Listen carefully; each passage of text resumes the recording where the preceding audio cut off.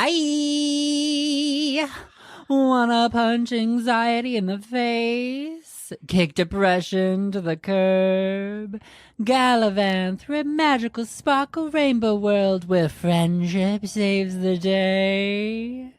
Quick, take my hand. Well, hello, darlings, and welcome to SQUEEEEE. Hi. SQUEEEEE is a tabletop role-playing game, or TTRPG, about the emotional world of being in community, and we are playtesting for you live.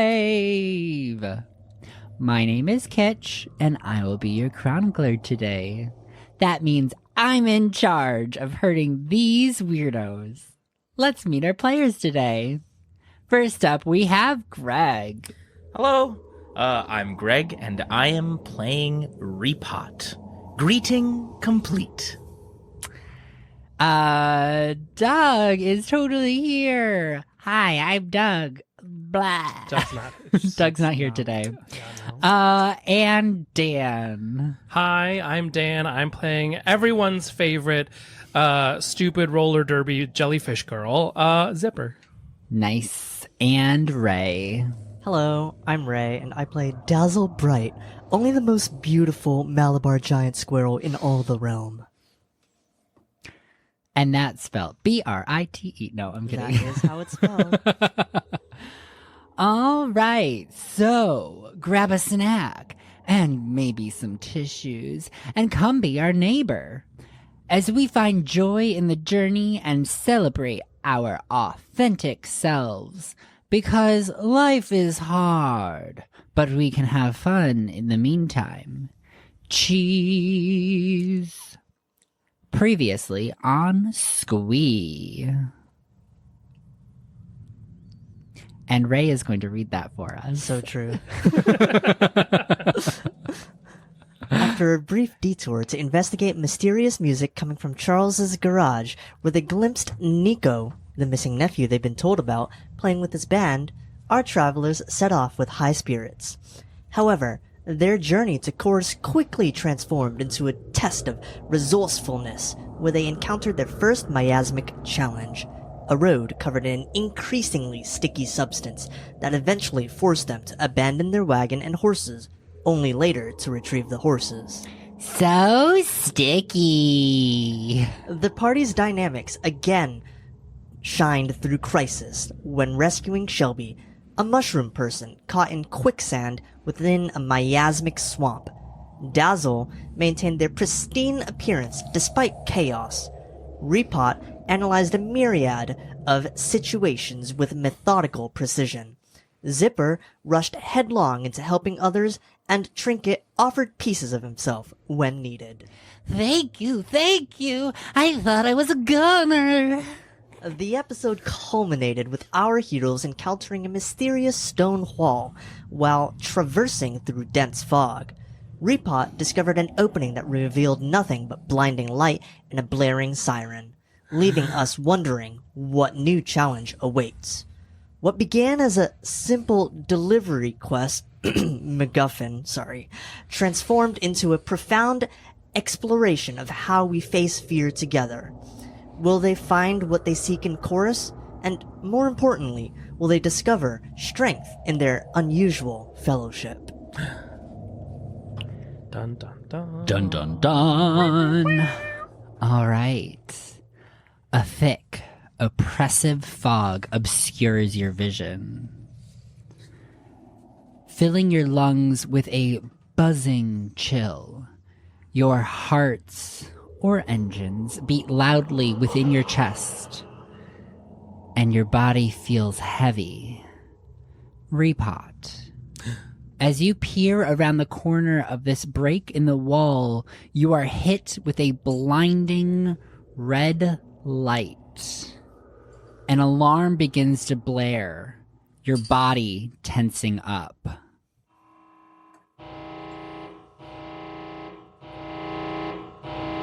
What do you do?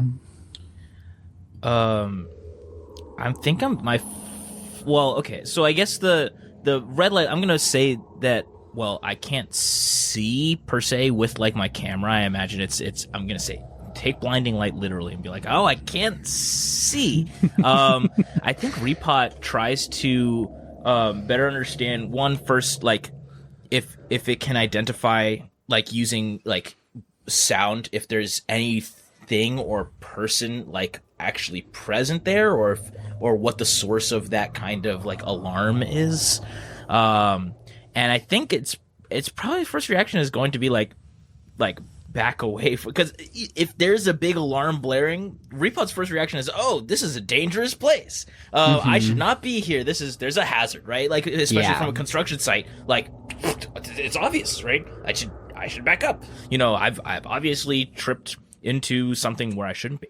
So I think Repot, like as it kind of backs away from the door and maybe tries to like find its way back to where the wall opening is and like peer from the side, I think it's gonna try and first back up and then second try and use like some of its like kind of radar satellite dishes, so you can see it kind of peeking out, you know, past the side of this door, and there's like a little satellite dish spinning around that's trying to understand, see if there's anything that the radar can see that it can't see because the camera's basically been blinded by red light. Just like a construction truck backing up, you hear yeah, beep. Exactly. All right. I would like you to roll me a body roll. Body roll. Yeah. Okay. That's just 2 dice. Okay. And oh wow. Okay. That's 11 plus 2, so 13. That is a success.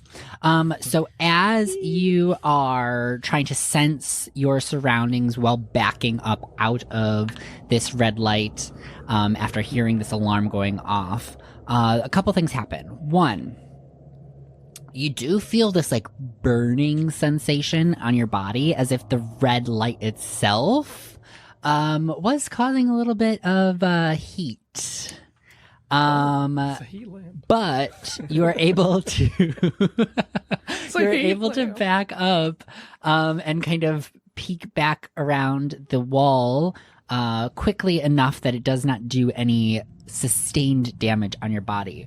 But as you're doing this, you do get a little bit of a sense of your surroundings, and you notice that this light is coming from a tower that was directly down a corridor that you were looking down. So maybe about 50 feet in front of you at the time, there was a giant tower that you can kind of make out through the fog because of how intensely the light is being pushed out. You also noticed that there were a couple hallways to either side. So you made out 2 hallways, one to the left and to the right, about halfway before you reach the tower. You also notice that beyond the tower, there does seem to be a couple other hallways as well. Okay. Repot says, hazard identified, temperature increased. As a sort of a way to try and warn anybody who's still around here. I mean, are y'all within earshot? I don't know how far I got trying to get into this door, but I imagine that like I'm trying to report back my status to let y'all know, because I don't think I want to handle this heat thing alone. I am kind of curious because I do want to see like, because I am currently behind the wall in like there's like red light shining through this doorway, right? Yes. Yeah. So I'm kind of curious if I can start trying to pull open like a thermometer, like from Repot's kid, just to see, like, just want to know like how hot it is. I just want to know to see if it is actually like a temperature thing or if it's something else that feels like temperature to my sensors. Yeah. But that might take a little bit of time. I don't really use a thermometer very often. Okay. So you start futzing about, pulling out random bits of yourself, trying to figure out exactly how to pull this thermometer out wherever it is hidden within your compartments. Anything that Dazzle or Zipper is doing with this information?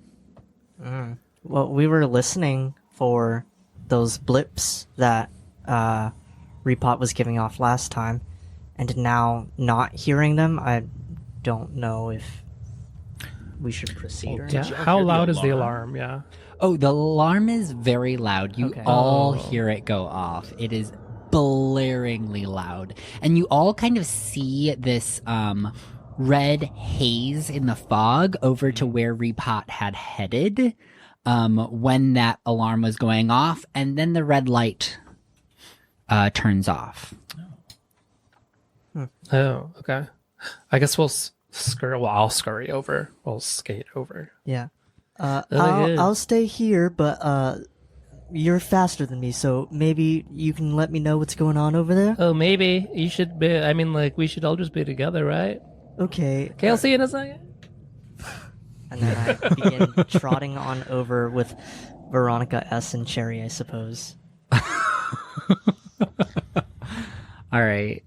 So you trot on over with Veronica S. and Cherry. Trinket is also just going to follow along. Okay. You're being awfully quiet. I'm not gonna voice Trinket much. Yeah, I know, We're that's just fair. gonna establish things that Trinket is doing. But I'm not gonna be doing too much voicing in Doug's absence today. But Trinket will also fall on over with the horses, and the four of you are now right outside this opening in the wall. What do you do? I'm gonna repeat: hazard identified, temperature increased. And I don't know, have I gotten this thermometer out yet? I kind of want, at the very least, to communicate with it, like, hey, this is what we're dealing with. Yeah. By this time you can get the thermometer out and you have it accessible to you. And would you like to do anything with it in this moment? Well, I kind of want to. I want to kind of hold out this thermometer in. Oh, the red light turned off, didn't it?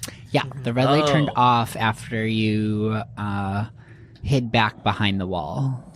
I think Repot's first instinct is to try and start testing what will set off this alarm, right? So first it like waves the thermometer hand like in front of the door to see if that turns it on, and if that doesn't work, he's gonna it's gonna like start moving more of itself but not cross the threshold of the door, and then it's going to try and like add, push the thermometer a little bit past the threshold of the door just to see what exactly sets it off.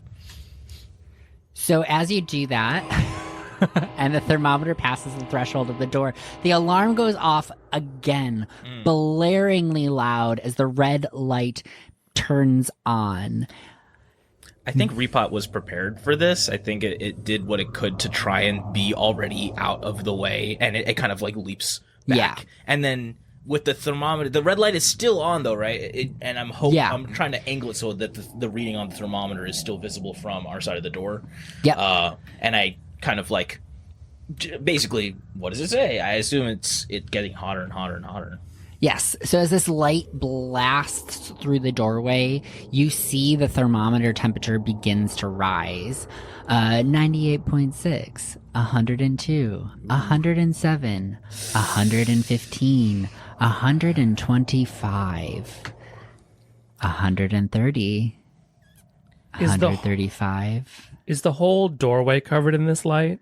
Yeah. Okay. So it's not like a spotlight. It's like the whole hallway lights up. The whole hallway lights up. Yeah. And I think Repot maybe maybe, I don't know if I have a mirror or anything, but like I think that I have like cameras. I feel like I would be able to show some kind of like, this is what I saw previously. It just like takes a photograph basically and displays it somehow. Yeah. And it is just like a looming tower of this blinding red light. It looks quite sinister. Yeah. And I think Repot says navigation analysis, path identified.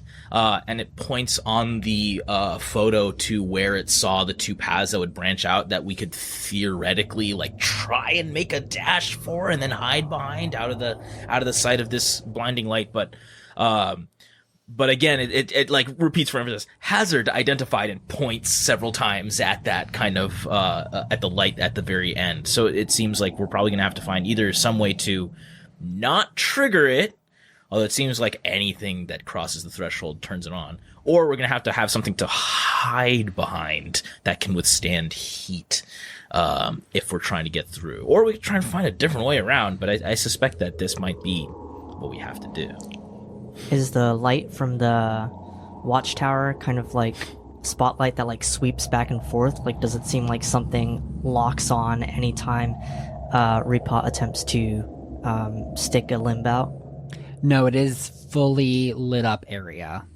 Okay. So any ground that the light of the tower can reach seems to be affected by this. It's Sauron. I know it. There's no spotlight. It just is like a blast of light in all directions. That seems terrible. Does it? Well, I don't know. You guys want to go back home? That's it for me. Do we have anything that could block the light? Like a sheet? Like a something to It's like... gotta be heat resistant, right? Repot, how many mirrors do you have?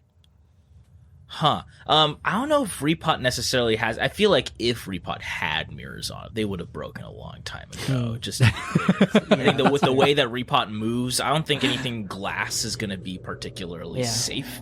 But I do think that Repot may have like some kind of like reflective surface, like maybe like probably like just for patching things up, just like a small sheet of metal. I don't know how much it has in the way of mirrors. I don't know if Repot has anything like that would like reflect or even concentrate anything.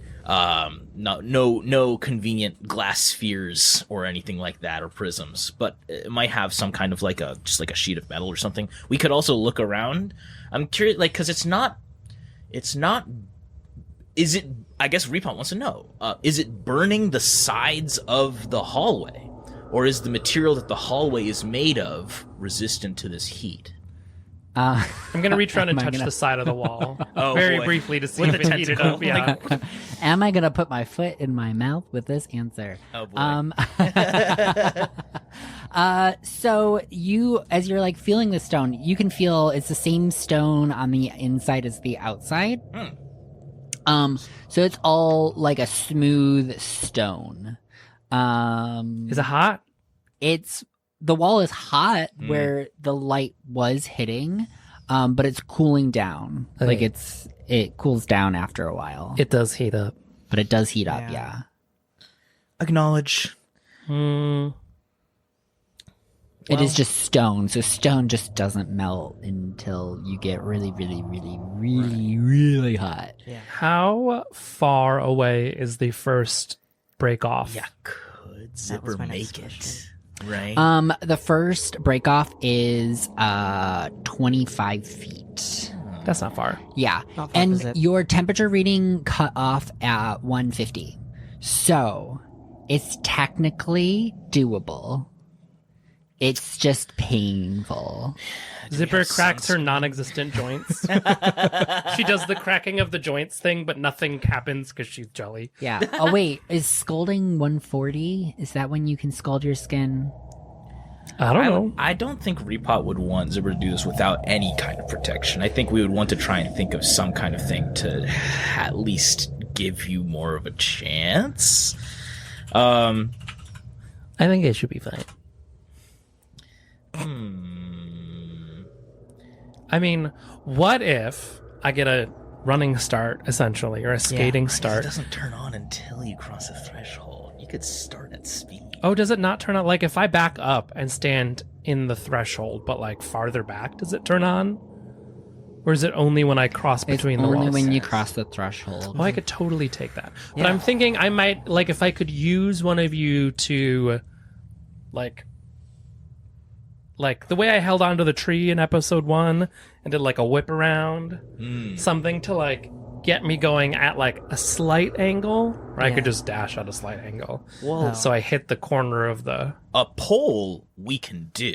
We can put So Repot says Repot basically goes and tries to. I don't know if there's like a tree or anything, but Repot has like poles. I imagine like just like a stick that you can like hold onto, and just like spikes it into the ground. And then does its best to like clear out sort of like a a place for you to spin up as fast as possible, right? And it's kind of thing. Like just make sure to try and make it as flat as possible so you can like. Really try and spin yourself around to give yourself the greatest kind of like immediate speed as you cross this threshold to see if you can get to that place. Although I'm not sure. What are you going to do when you get there? I don't know. Are you going to take anything with you to help? Well, I don't know. But that's what Repot does, at least, I think, in terms of that's the first problem. It's like, okay, well, let's get Zipper up to proper speed. If Zipper can get there, maybe they can deactivate the device and then maybe we can get through. Right. Well, in that case, are you aiming for that hallway, or are you trying to get all the way to? Let's start with the hallway. Let's start with the hallway first, right? Okay. Yeah. Okay, so I pulled up science while we were all talking. That's what I love. And we're going to say that it maxed out at 140 because 140 you can get first degree burn in 2 seconds. Yeah. And you can get permanent burns after 5 seconds. Probably faster if you're a jellyfish out of water. True. Does anyone have any we're water? just gonna, we're gonna. I don't. That's the surrounded by extent of fog. sciencing we're doing, Dazzle. Could we get some of that condensation and like try and get you all like moist or something so that you have even more? Well, I don't know. Well, here's what I'm going to do. When I let go, I'm going to squat down. I'm going to compress my jelly body, and I'm going to hold my helmet in front of me. Oh, okay. As a little bit of a block. Gorgeous. Okay. All right, so we're gonna do the shot put method. Yep. I'm going to tetherball myself Tetherball yourself. to this pole. Oh my gosh. Whoosh, whoosh, whoosh, whoosh. And then I let go. Beautiful. All right. Beautiful. Oh, all right. Give me a body roll. Can I use Catch Me If You Can? Or Can't Catch Me? Yes, you can. Slay. Slay. Oh, that's fine. That's an 11. An 11. Yep, that's a success. So you zoom off, and are you going to the left or the right hall? Left. All right, gorgeous. So you are going to have a success, and you're going to zoom off towards the left wall, where there is a hallway. And as you are zooming down, you reach this hallway, and you make it into the section that is protected behind another wall from the light. You hear, once I make it to the hallway, you hear like a as I like probably make contact with the wall and bounce a little bit. And the rest of you all see the light goes off as soon as Zipper is out of the light area. I'm okay. And as Zipper, you regain your bearings, you start to notice a glow off further down the hall. A blue light, just faint, warm glow. As you look further down, you notice that there is a crystal floating at the end of a hallway. If you were to look the other direction, you can see that the other option of hallway does continue on as well into a T intersection. I'm going to check out this crystal. All right. So you begin to approach the crystal, and you feel this warmth. And not like warm as in cozy, but warm as in agitated and like a buzzy heat. You come up to the crystal, and what do? How big is it? It's about your size. Oh. Is it like floating? Yep, just floating at the end of the hall. No pedestal or anything that it's on? Nope. Can I tap it with a tentacle? Just briefly, boop. Yeah. So you tap it with a tentacle, and you get a brief vision. insert that so Raven into the eyeball. It's so quick because you're just tapping it that you can't quite make out anything more than just blurry shapes and color. I will tap it for a longer second this time. All right, so you tap it and you get the vision again. This time slightly clearer. You see Nico. It's zoomed in really close. It's like panned really close to his face, but you can hear music playing. Wow, his skin is immaculate. It sounds similar to what you heard at band practice. It's kind of like a punk metal guitar riff. You hear the percussion going in the background. And then the vision fades away as you lift your tentacle off the crystal again. If I touch it with my helmet, like try and push at it while holding my helmet, do I still see the vision? No. Can I try and knock it out of place? You try as you can, and it will not budge.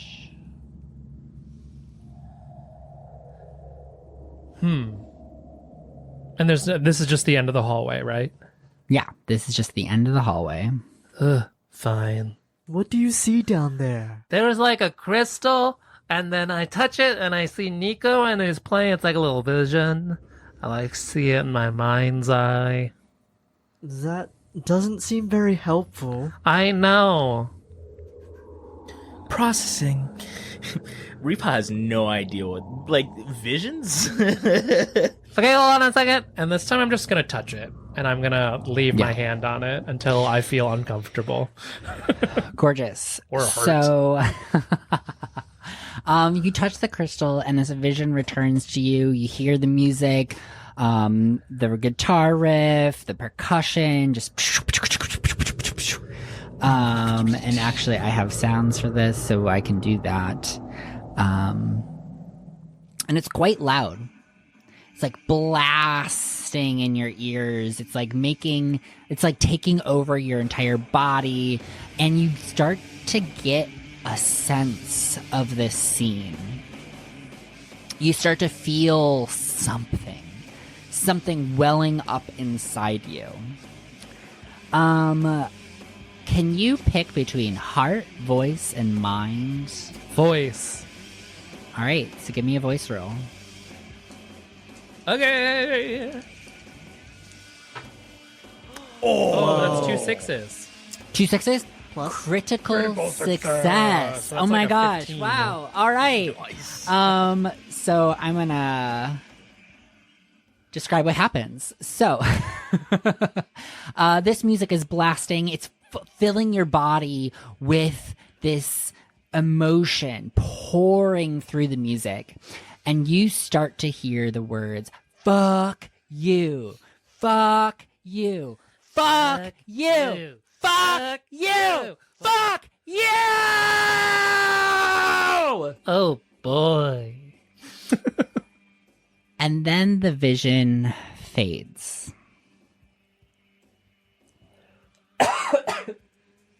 I have to cough because of me tearing through my vocal cords. And the vision fades. And as it does, you see the glow of the crystal dims. And you start to hear a rumbling. You feel the floor begin to rumble a little bit as you see the stone wall to the right of the crystal begins to part. Oh. What's beyond it?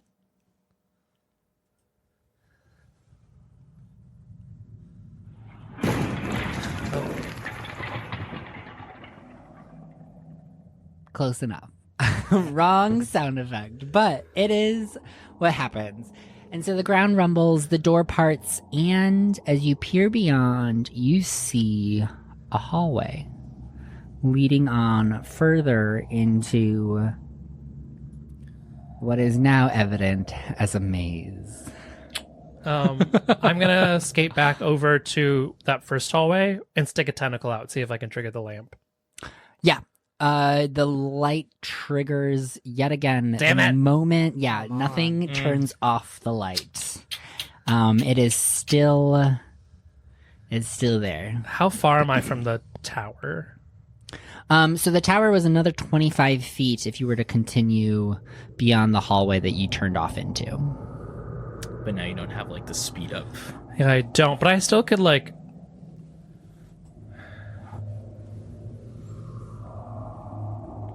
I still could get like a skating start. True. Yeah. Well, yeah, is there something that would help us just if you just crossed the hallway and went to the other side? I could. Is there like another way around? There might be another crystal. Or something, or because I feel like getting to the tower would be difficult, but getting just across the thing where the light turns on, you probably could do that pretty easily, right? Yeah. With how fast you are. Wait, it's okay. So I'm drawing a little map for myself. There we go. So Yeah. So I went forward, and then there's a path to the right and to the left. I went left. There was the crystal, and then to the right of the crystal, it opened up. So hypothetically, if I followed the right hand side of the crystal window, I might be able to turn right. Wait, if I look down that hallway, can I turn right towards the tower? Well, we'd have to go down that hallway first. No, not immediately. So when you do look down that hallway, you do see that there is a little pocket off to the right, but it ends in a dead end pretty quickly. Okay. But at the other end of the hallway, you do see that it opens up into a T intersection. And there's also midway down the hallway to the left a hall that you could turn into. But that's going to take me away from the tower. Correct. You're basically going to go beyond the tower. Yeah, but I want to get my party in there before I move any farther forward. I could just go for the tower. Does it seem like when the light triggers, I'm going to trigger the light and I'm going to poke my head out really quick just to see, but not get burned. Like just really. Okay. Again, the light blasts, the alarm blares. Right. But at the base of the tower, can I see if there's like, is it like a wall that has the light on it and I'm just going to be like stuck there against the light? Or can I see that I can go like beyond where the light ends? Does that make sense? Beyond where the light ends. Or starts. So the tower is in the middle of a chamber. Okay. You do see, or you do remember seeing that there were other hallways behind the tower. One off to the left, and then even further on, two more left and right. So the tower itself does have a small base that is stone where the light would be blocked from you. So like the very a small perimeter around the tower is kind of concealed from the light itself, but then the rest of the tower is what's lighting up. And it lights up the whole room. The when whole light- room, okay. Yeah. And down every single hallway that it would be. And so down I'd have the every same single problem if I hallway. were in a different hallway, approaching the light. Theoretically, yes. I think we can do it. I think I can make it. I'll get like a running start. Unless y'all have something. Well, I think in the meantime, Repot hasn't just been like twiddling its thumbs. I think Repot has been trying to assemble some kind of barrier that it could hide behind as it tries to make its way. Like just something to absorb the heat. I think because that seems to be the primary kind of problem is like, yeah, it's light, but it's that light is fine, right? Like there's an alarm, but it's not like there's people coming after us. It's just the problem is heat and, maybe anger fueled or whatever. But like the idea is, well, okay, can we just assemble using materials that are around us some kind of thing that we could carry in front of us? So I don't know exactly what is around this wall. Repot's first instinct is just to use pieces of it. If it can kind of chip away at it or something, or try to steal a brick, that would probably be the first thing it tried to see is like, okay, well, there's clearly this structure that I can use, right? And it seems to be surviving the heat okay enough, at least, enough to like try and walk for a minute towards this hallway intersection.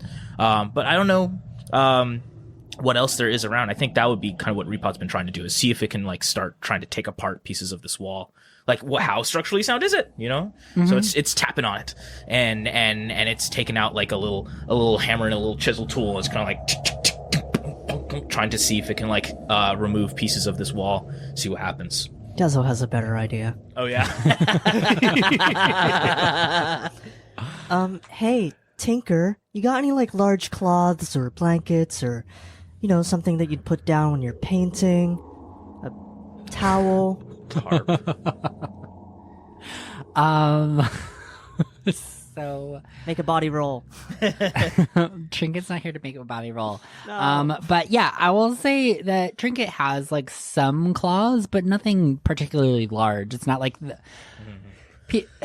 cloths that have sentimental values tend not to be like a drop cloth made of canvas. The There's, like, overalls is probably the largest piece of fabric it has. It's Grandma's favorite blanket. Oh god, yeah, let's have it burn up in the eye of Sauron. Anything for me. So yeah, there's just that. Like that's all the Trinket can seem to find, or just like little things like a handkerchief, maybe like a swatch of a wedding dress. All right, that's fine. Get back to me when you're done being useless. Not even here to rebuttal. That's so rude. At this point, Trinket's just like, so I'm just gonna wait here with the horses because I'm just like really worried that they're like not gonna do very well in this. So I think it might be best that you all go on without me and I stay with Cherry and Veronica S. And this is totally Trinket's voice. I am Doug. This is how it works. And this is totally... Well, I was thinking of how to get the horses through, but I guess Chronicler's decision is we're going to leave them Probably behind. easier. I mean, horses in tight, compact spaces with traps, probably better to leave them out here. Yeah. Well, how's this wall feel? Is this disassemblable, or is it rock solid in a way that would take too long to actually try and take So pieces out of? it's pretty rock solid. However, you have chipped off a couple small chunks of it. What you notice though is as the chunks of wall fall out of the bounds of this maze, they dissipate. They turn to the miasma. They return to the miasma. Walls are It's made all of fake. miasma. Solid miasma. It's all in my mind. Yeah. Simply don't think about any of this and you won't get hurt. Exactly. I'm just gonna close my sensors and just walk forward and. You can try. You Testing can hypothesis. certainly try. Repot turns off all its sensors and just walks straight into the wall. Correct. You're Yeah. an R2-D2. Which you don't know because you've turned off your sensors Exactly. and you I don't cannot know where the feel wall it. is. So, Dazzle, you watch as Repot just starts walking into the wall, very much like a character in a video game that's just glitching into the wall. Just walking forward and walking forward and walking forward and going nowhere. Any ideas out there? Well, we're surrounded by fog, so it's kind of hard for us to understand like what's in the environment that we could use to try. Well, I'm just gonna respond negative. Yeah. Is what I'm gonna say. I'm gonna try and go for the tower and see what happens. I think that's a good idea. Okay. All right. So you want to head to the tower? Yeah, I'm gonna skate back to the crystal and get a running start or a sliding start. Can Repot like take that pole and like throw it to you? It might be a bit of a far throw, however but you want to accomplish that, you can. It's gonna still be like the roll. Fair, Yeah, it's going to be Um, 3d6. fair enough. So however you Try it. want to flavor it. Catch me. Yeah, I was Alright. gonna say, can I use "Can't Catch Me" again? Yes, you can use that. This is somehow a thing that you're gonna just be good at because you're running quickly through a maze. Fair. Oh no. Oh, jeez. I dropped one. One fell on the floor. Oh, that's 2 6s if we count the floor 6. The two. Again. Do we count the floor 6, or do we have a re-roll? So fast. No, I think we have to rule it that no floor 6s. Okay, let me go grab my floor 6. Wait, no, I can Just because we're not going to remember the next time what our decision was, and we need it to be clear that if something bad is on the floor and y'all just don't tell me what it is. That's okay. I re-rolled it, and I got a 2, and that's a total of 10. A total of 10. That's still a success. Ah! Yeah. So you zoom back down the hallway towards the tower. You feel the heat on your skin. I don't think it's called skin I don't for know what that is jellyfish, either. but whatever it's but called. as I hit that corner, I'm gonna drag a tentacle along the corner to help me turn quickly. Turn quickly. And then I put one fling skate on the yourself. wall. And so I 90 degree skate down the hallway. Nice. And then I just want to fly directly into the tower. I just want to body slam the tower. So you body slam the tower. Just you so hit I with a stop. Crash. Just so I stop. I'm not trying to do any damage to the tower. The alarm goes off. The light blasts. You hear a, ooh! And you slam into the wall. Now, once you're here, the room is all lit up still. You're still like in this area that's triggering the alarm and the light, and so the alarm just keeps going off. Oh boy. I'd like to shimmy around the tower, staying out of the light, and look for anything. Is there like a button? Can I turn it off? So Like a you switch? start shimmering. No, that's me. I shimmy. You start shimmying around the tower. And as you're doing so, I'll give you a little bit more of a lay of the land. So it's a square room off to the west. We'll use cardinal directions to make all of this easier. Off to the west, there is a hallway that turns up north. And then up to the north is the T intersection that goes east and west. So that's what you can see around the room. And you shimmy around this tower and you find it all to be a smooth stone. No buttons, no mechanisms, no levers, nothing. Nada, zilch. What is the circumference? What is the girth of the tower? It is 20 feet in diameter. Okay. 20 feet, okay. That's right. And it's just smooth stone.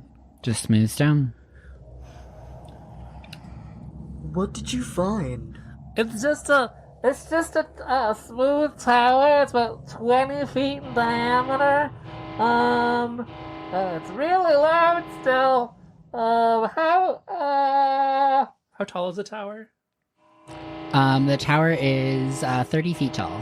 It's about 30 feet up. Do you think you can make it up there? I can try. You want to climb the tower? I'm gonna try. Okay, this is the source of the heat. So is the stone warm, or is it the light that heats it up? Like, is the stone of the tower warm?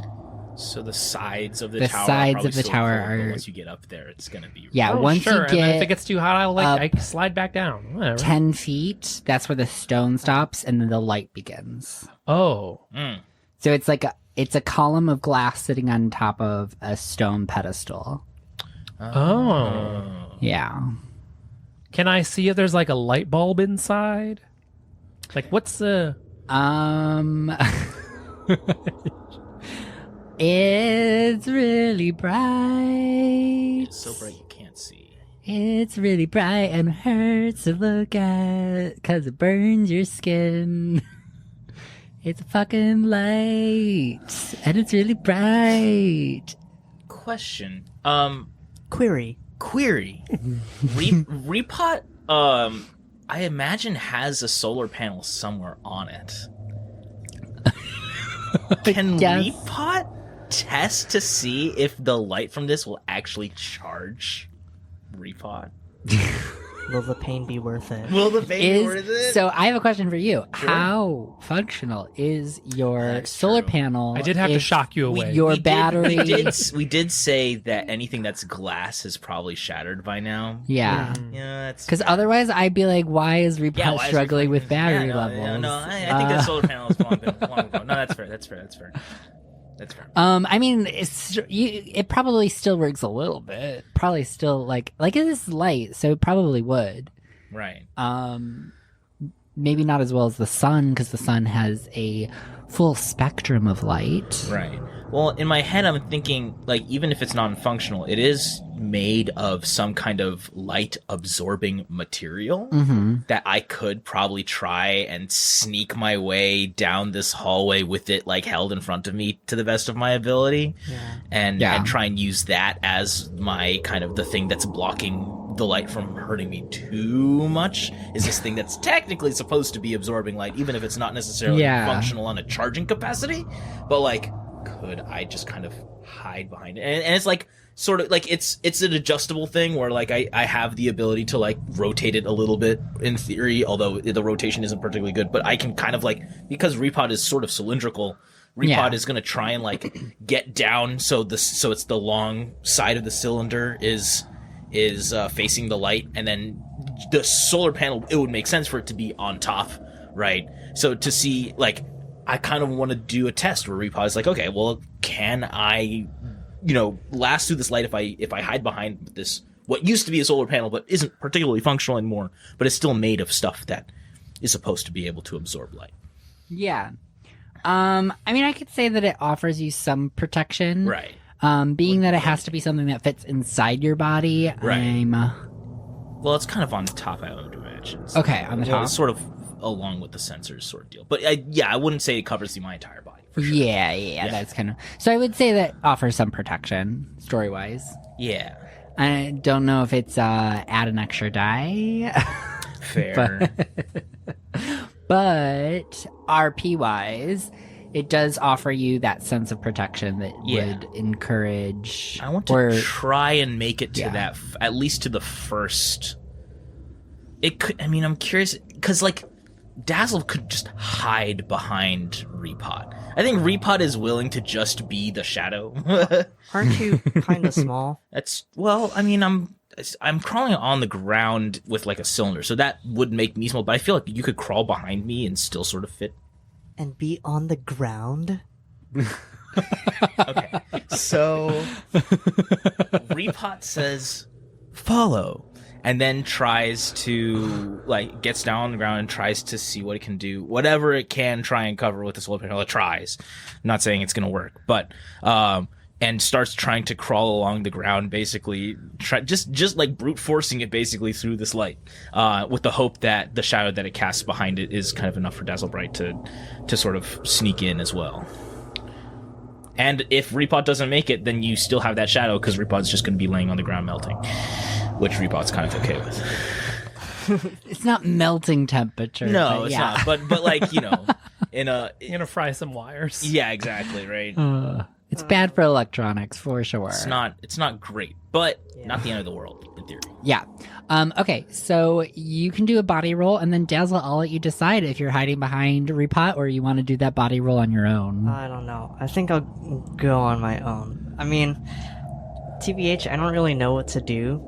Yeah. But we gotta progress. And Dazzle, Dazzle's intellect is at maximum, and so Dazzle would know, like, the statistics that you stated earlier. Yeah. And Dazzle would not want, like, permanent burn scars. Like, that would be the worst thing ever for them.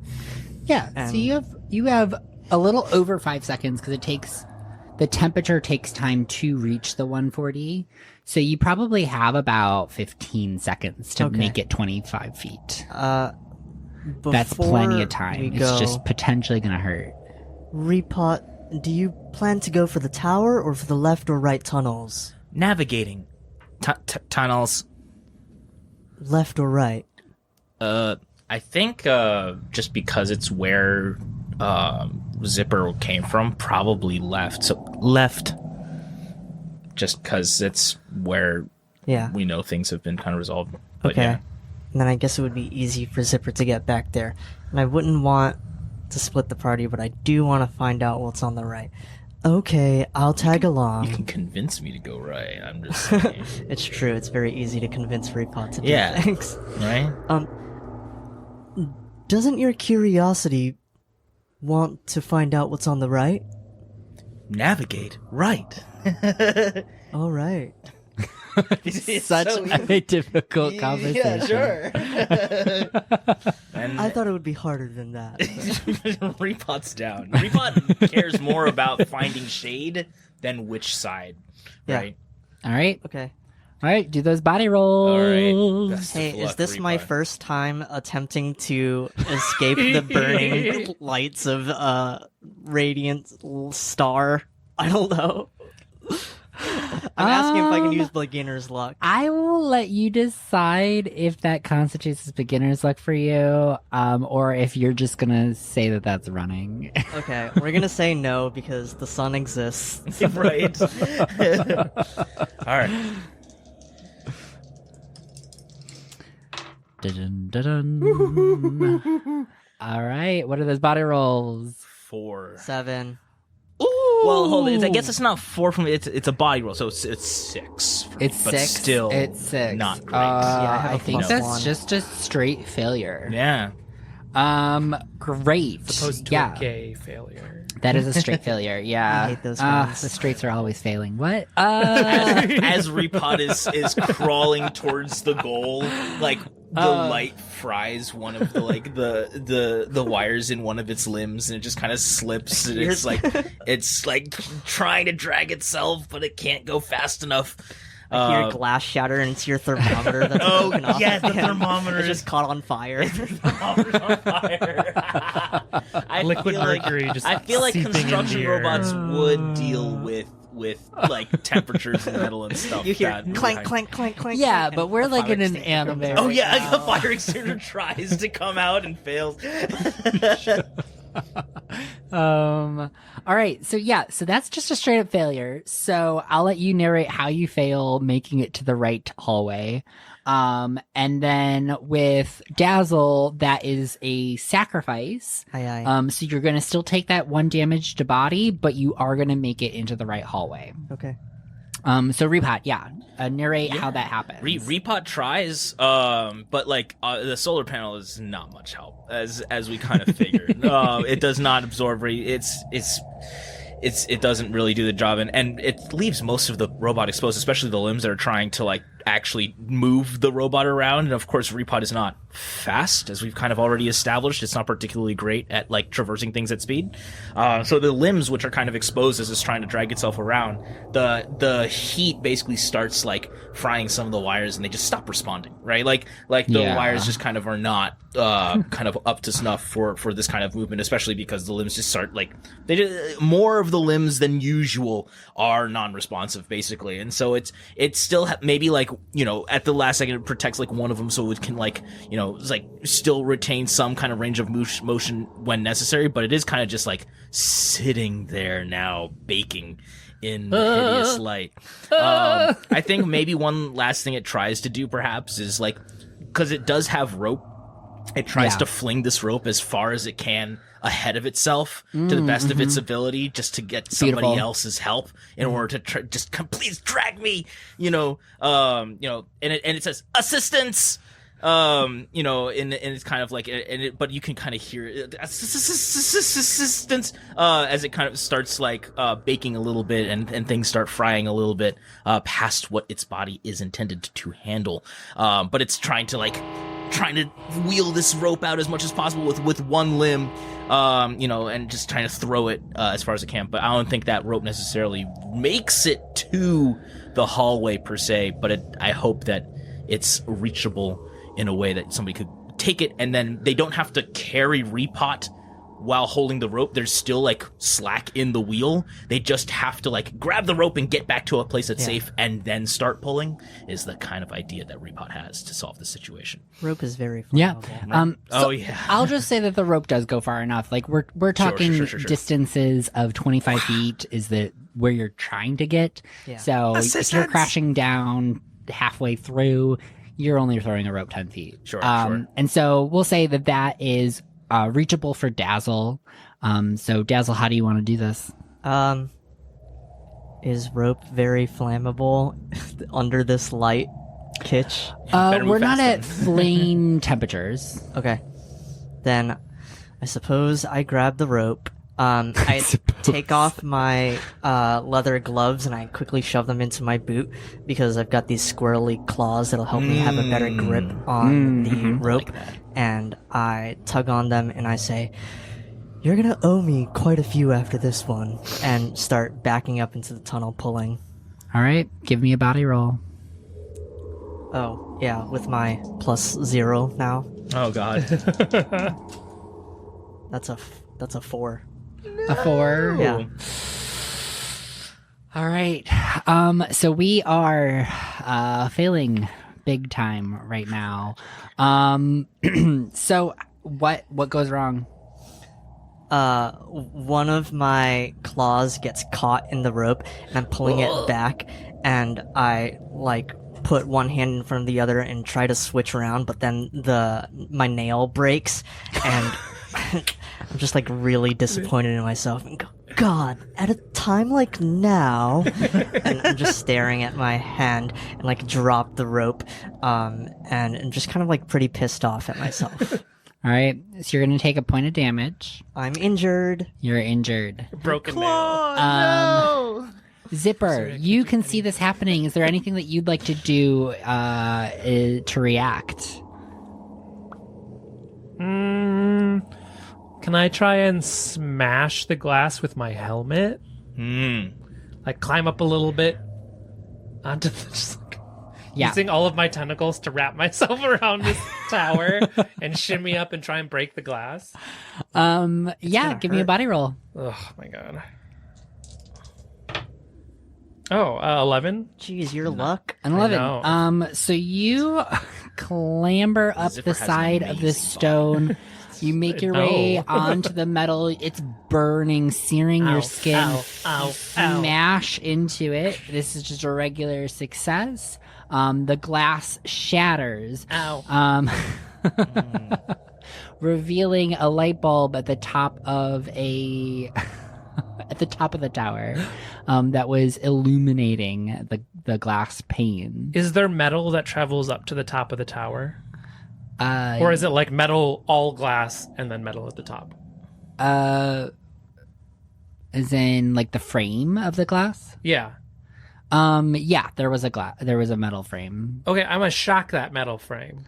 I'm gonna try and So it doesn't touch the light bulb. Oh. It's the outer frame of the glass. But the outer frame doesn't touch another part that holds the light bulb. If I electrocute it from where I am, it doesn't electrocute all the way up to the top. You see what I'm trying to get at? Yeah. just wanna make you sure. can touch the base of the light filament and do that. How far up is it? You said it was at the top of the tower? The light bulb is up at the top, but it's screwed into the base. You know how light bulbs plug into a bulb socket? So there is a socket. Oh, the socket isn't at the top of the tower? I'm confused. No, on we'll where just put it at the bulb bottom. Cool. Yeah, then I'm gonna shock the bejesus out of it. Give me that roll. Can I use Zip Zap? Yes, you can. Yeah. 10. A 10 is a regular success, and with that, the light bulb shatters. I think I did it. The light goes out. Zipper's surrounded by broken glass. Ow. So is I do have Repot. shoes on, so I think we're okay. I don't know if Repot is close to the glass, but I think Repot is definitely smoking. There's definitely some stuff that's going wrong with Repot. I have to move my body down one at least. I took an injury, right? Yes, you did take that Let me damage. do that real quick. But I think the thing that was bothering Repot is now solved at the very least. So Repot is not in imminent danger. And I think it tries to with the limb that it has remaining, push itself at least up against the wall or something as it tries to sort of figure out what it can do to kind of repair itself. I think it with the heat off, I think it's able to like take a look at one of the other limbs and start like trying to like adjust it or solder things back, like so that like at least it's taking a look at its limbs. Basically, it's trying to see what it can do to put itself back in working order so it can at least move around. Yeah. Ah, an umbrella. That's what we should have asked him for. An umbrella, not a cloth. I can go ask him now. I think we're good. Oh, that's fair. Right. Yeah. So the light is off. The heat has dissipated. The alarm is still blasting. So the alarm still keeps going off. But Let's there's get out of just this like hallway. no Yeah. We're in the dark now, right? repercussions. I think Repot turns on like a headlamp that it's got Yeah. in order to try and help illuminate the area to try and help us find our way around. You wanna check out the other tunnel? Yeah.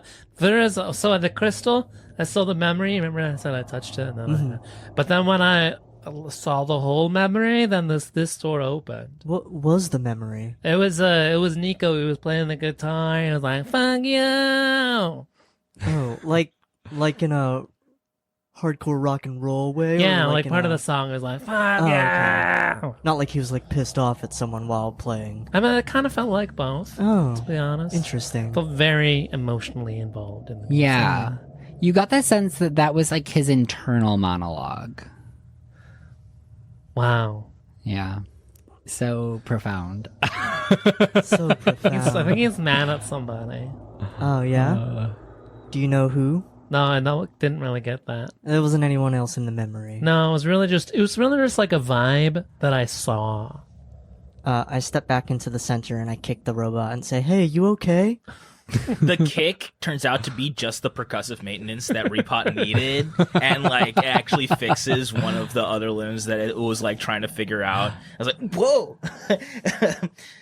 And then I guess it says acknowledge, and then I think it gets up. I think maybe it doesn't have necessarily. I mean, it's still damaged, right? I still have I'm not at full capacity with the body, but I think it does still have the ability now to move around. And it's I think it starts basically dragging itself over to where the crystal was. I guess to hearing that Zipper was like, well, the door opened, and Repot was like, oh, a door opened. Well, obviously. That's a place that was previously hidden that we've now passed. We should probably go there and see what's down that path at the very least. Yeah. So I think that's the direction that Repot's going. Probably still slowly, but Repot was always slow. But it is able to kind of drag its way over. And I think as it's trying to do, it's trying to do its own version of diagnostics. Unfortunately, its internal diagnostics is not particularly well maintained ever. Yeah. But it is trying to do like using the camera and using kind of its own sensors that do work, trying to see like what's wrong with it and what can it be fixed. But it's going to take a little bit of time, I suspect. But the kick definitely helped.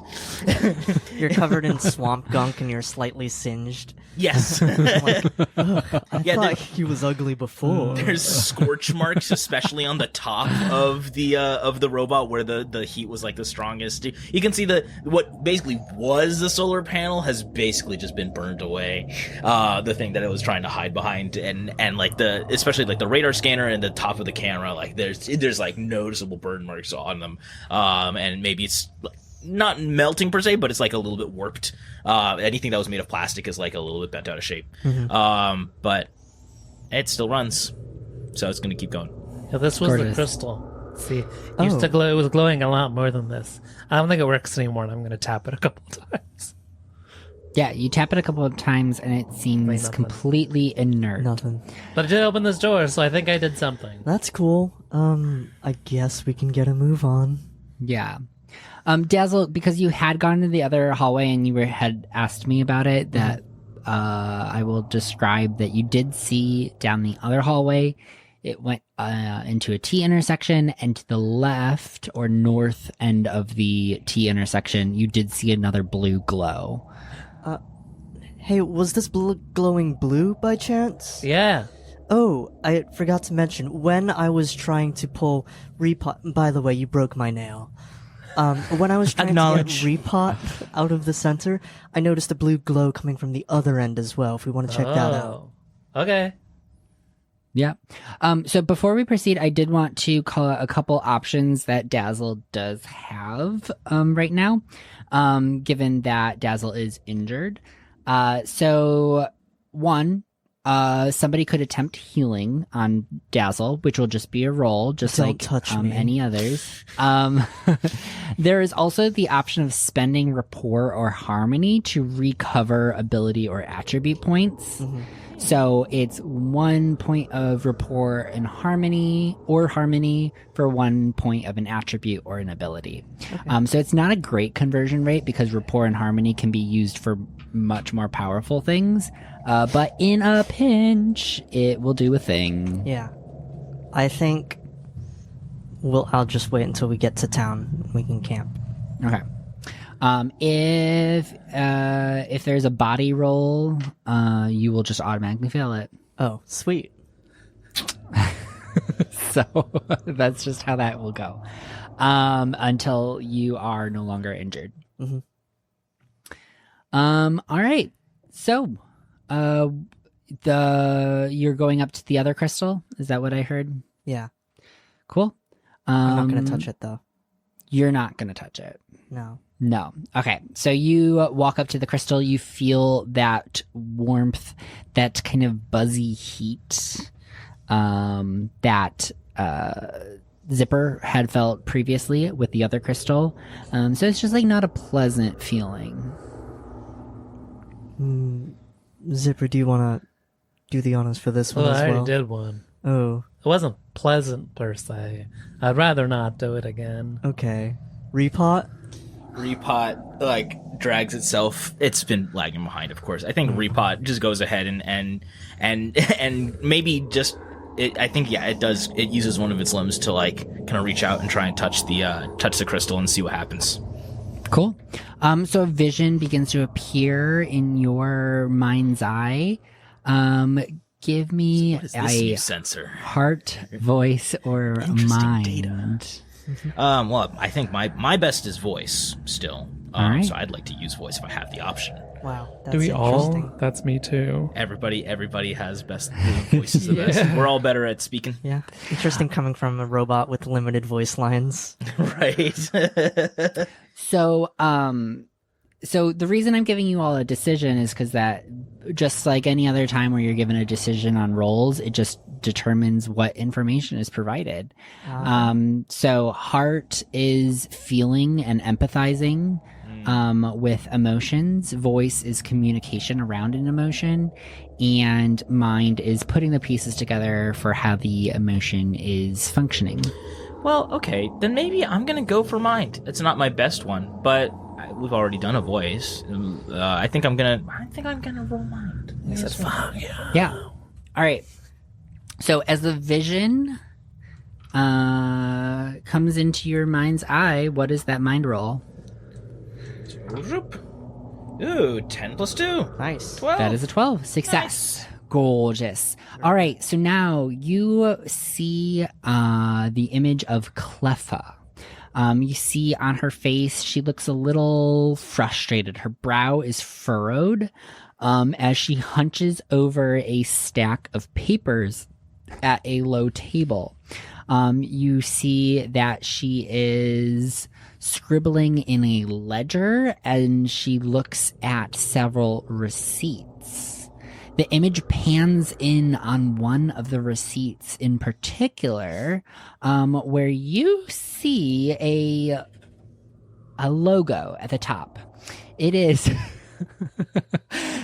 I forgot how stupid this looks. I'm looking at my own drawings. All right, so it is a tomato with a face. Its left eye is covered with a monocle, and it has kind of a side grin. It's also wearing a farmer's hat that covers up kind of the green stem area of the tomato. You just see a little bit of the leaves poking out from underneath the hat like hair.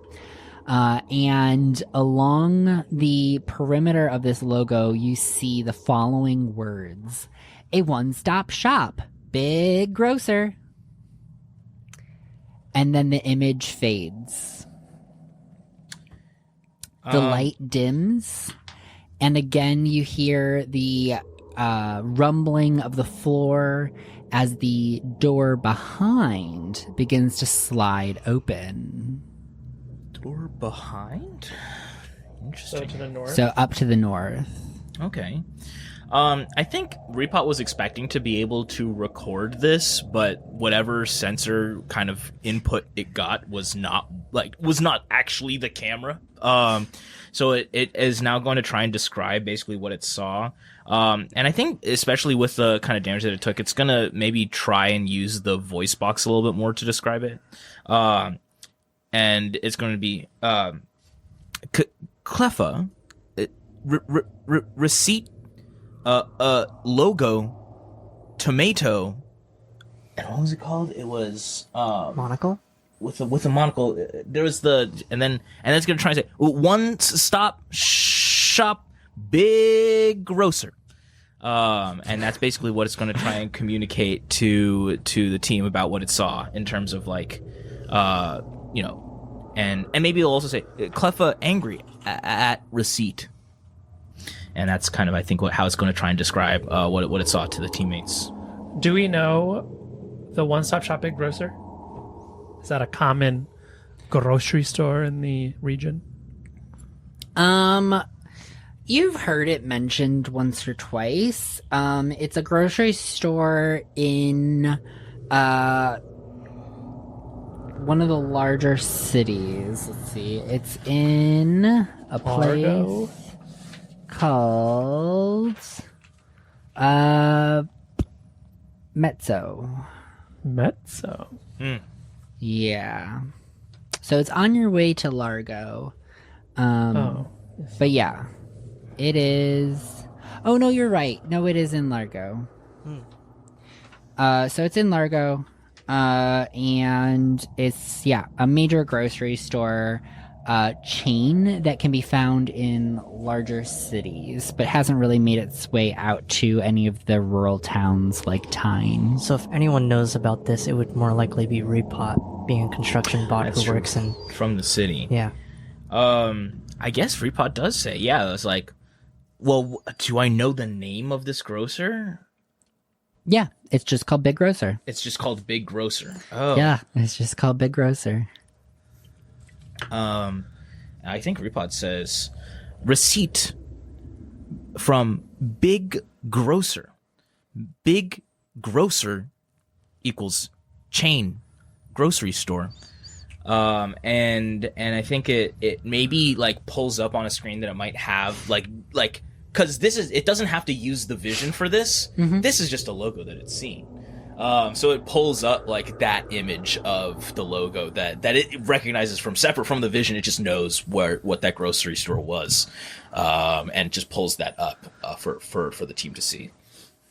Zipper leans into Dazzle and does he mean they sell chains at this grocery store? I'm honestly not too sure myself. It'd be weird for a grocery store to only sell chains. Yeah, that It's not would really be a grocery weird. store then, right? No, it's more like a... A chain store. Yeah. Okay. Weird. That's a weird store. Sometimes he just says things and we just have to agree. Okay, yeah. Anyways, I guess she bought a lot of chains and has a big receipt. Maybe she was making chainmail? Maybe. Yeah, but she apparently is mad at the price, Yeah. it seems. She's real PO'd about it. She's probably in debt from all those chains. I don't think Repot even bothers to correct y'all. I have a feeling that's why the orchard... Oh, it's going out of business, remember? Oh, Like they're not yeah. doing so well. She bought too many. I didn't see any chains when we were on the... Maybe they're just out at her house. Maybe, okay, that's fair. Weird. The chainmail is like a weekend thing she wears. Oh, okay. Wow, that's an expensive chainmail if it's going to put your entire orchard out of business. Mm-hmm. Anyways, shall we? Kitch is gonna clip this. I don't do the clipping. That's for the audience. All right. Yeah, the door is opened. So you can see on the other side of the door, there is a hallway. The hallway kind of loops back around to the room with the tower, so you can see that like this is kind of where that would have led if you had traversed through the tower room. It went left and right. Right would have brought you right behind this door. But it also wraps north and then west around a wall that was beyond that room. So theoretically, if we take a left here and keep going straight, we would make it to the other side of the tower where you were? I would think so. She like holds up both fingers. Yeah, it's only like 25 feet. Right. Yeah, but I think we should keep going farther. Yeah. So go past this left and go to the next left. And eventually we'll get it to the other side of this wall maze. Thing. All right. Navigating. I think we're just gonna go north. Yeah, navigating north. Hey, does Repot have a GPS built in? I think not a GPS, but I think Repot has a really good memory for where it has been. So I think it has like wherever it's been, it has mapped out. Nice. So it knows where it's been. It's not if unless things change, like doors close or whatever. It's not really gonna. It's always gonna be able to find its way back, right? Finding its way forward, it's not really got a map of everything per se, but it has, you know, I think in my head, it's sort of like the kind of mini map kind of functionality you get where like you remove the fog of war as you kind of get from place to place. So it has that kind of image in its head of where it has been per se. But that won't update automatically if something changes in the environment. It's a literal photographic memory. It's a literal photographic memory. Exactly. Right. Like it knows where it's been. It could find its way back, for example. But I think it understands like the orientation of things. It has a really good understanding of like angles and distances, and it can verify that it was in fact exactly 25 feet. You know, like it knows it can estimate distances very well. But it's, you know, so I think it understands like, well, okay, let's go north, because it knows that we can, you know, look left and see that the shattered remains of the beacon of heat. It's like, well, I don't really want to go there. Let's keep going north and then turn left and see what's in that direction. Yeah. And so it's not too far. It's 20 to 30 feet before it loops over to the left. And as you look now towards the west, you can see that the hallway continues on past where the tower would have been, off to the right and the left. And piecing this all together in your head, you realize that this section that was north of the tower is just one big loop with a divider running down from east to west. And in theory, you realize that it would have protected the people traversing through the northern hallway from the light of the tower. Oh. So by opening up this secret door, you're just preventing yourself from hitting the light for a second time. Yeah. Okay. Get it. Well, So but go down to the end and turn right, since that seems to be yeah, because farther. left basically takes you back into Right. the room with the tower. No, thank you. So you do take a right at the end of this hall, where you see a couple things. Up north, there is a dead end of this hallway where you see another glowing blue crystal. Just before it, you see that a hallway opens to the right, but you cannot see exactly where quite yet. Let's go peer down that hallway. Okay, yeah, I'm down. All right. We're not going to touch this glowing blue orb yet. Well, Well, let's see what's down the hallway. Hallways comes first anyway. Yeah. So Yeah. that's what we're doing. because I assume we touched a crystal, it's gonna open another path forward anyways. Right. Okay. Yeah. So you make your way up towards the hallway and you peer down it. As you look in, you see another chamber. So it is an open chamber. You can see a section of the room. The chamber kind of continues on north beyond your field of vision at this point. But it is like an open room. I pick up a stone on the ground and I toss it into the room to see if the light Oh yeah. If another light turns on. Yeah. So I'm gonna have you do an intelligence roll Okay. to determine the outcome of that. Okay. Whoop, whoop, whoop, whoop. 12. Nice. All right, so that's a success. It's going to you put all the pieces of how this puzzle is working together in your head, and you're like, yeah, this is gonna work. So sure enough, as you toss the pebble into the center of the room, you hear the blaring of the alarm yet again, and a red light flashes, No. filling the room with No. light. Yeah, let's just go back to the crystal. We're not doing that. We're good. No. Repot has an involuntary shudder as it remembers what just happened, and immediately backpedals towards A little the room with the flashback. crystal in it. Yeah. Dazzle's good out here. All right. Yeah, as you could assume that there's a tower in the middle of the room that's just out of vision right now. But yeah, so you back paddle and you make your way up towards the crystal. Everyone looks at Dazzlebright. All right. They take off their glove once more and put their hand with their chipped nail on it onto the crystal. Beautiful.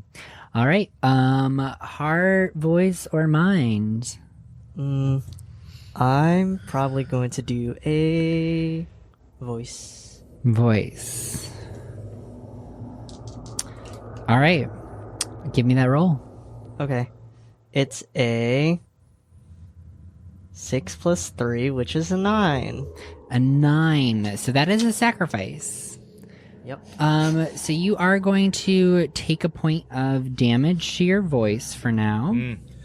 Throw Not my punch. voice. Which is just your openness to communicating about emotions. Which is already... All right. So the vision begins to appear in your mind's eye, and you see Mishka, and you also see Nico as they are hugging.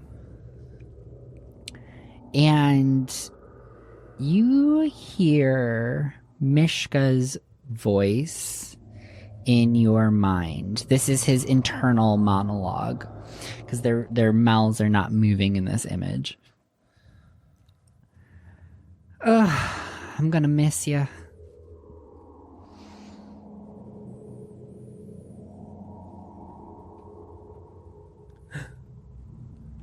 And the vision fades. I relay that to the rest of the party. Oh. Wait, who's gonna miss who? I believe it was Mishka, the one speaking, Oh. missing his brother. Way to go. I don't know. Maybe Nico is going somewhere. Oh. Because he wasn't around at the orchard when we were there. Right. And they were saying that he hadn't been seen in a while, but he disappears a lot. Maybe he's making a permanent disappearance this time. Joining his traveling band, perhaps. Maybe. Agreement. I think Repot just agrees with that assessment, I think. And with that, the floor begins to rumble as the stone slides in its socket, revealing the hallway behind. What's down the hallway? You see the hallway goes off to the right and the left. Feeling the lights on the right side. Yeah, me too. I'm gonna peek. Right. You peek your head down the hallway, and you can check both directions. You see that it continues on in either direction. To the right, it would loop back down south. And to the left, you see that there is a hallway down towards the south, as well as, if you continued on further, the glowing blue light of yet another crystal. Crystal it is.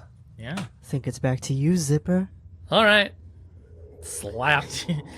Zipper's there before we can catch up. So Zipper, you skate down the hallway, beelining for the crystal, and you slap your tentacle on it. And now give me another roll. We're gonna do heart this time. Oh, sorry, that's Dan speaking. We're gonna do heart this time. 6. 6. So 6 is a failure. So what you are going to get is you start to see this vision. You see Cleffa. And you see she is in the orchard and she has a cart of apples. And you start to feel this panic that begins to wash over you. And it kind of overwhelms you. Like something is building this emotion and it is taking control of your body. I'll quickly let go of the crystal. Nope. That was weird. I didn't like that feeling. And so you will take 1 point of damage. Heart damage. Yeah. Repot says, status report. Shed a cart. And then that was it. And then I done that bit big. That didn't feel good. Probably at the chain store. Yeah, well, it's the apples. Shed a cart full of apples. Cart full of apples. Yeah, no chains. No. Yeah. That's odd, isn't it? Yeah, I think so. I would expect there to be chains. Seems to be the center point of this conflict. It's the chains. Correction. Apples. No, yeah, she had apples. It's true. But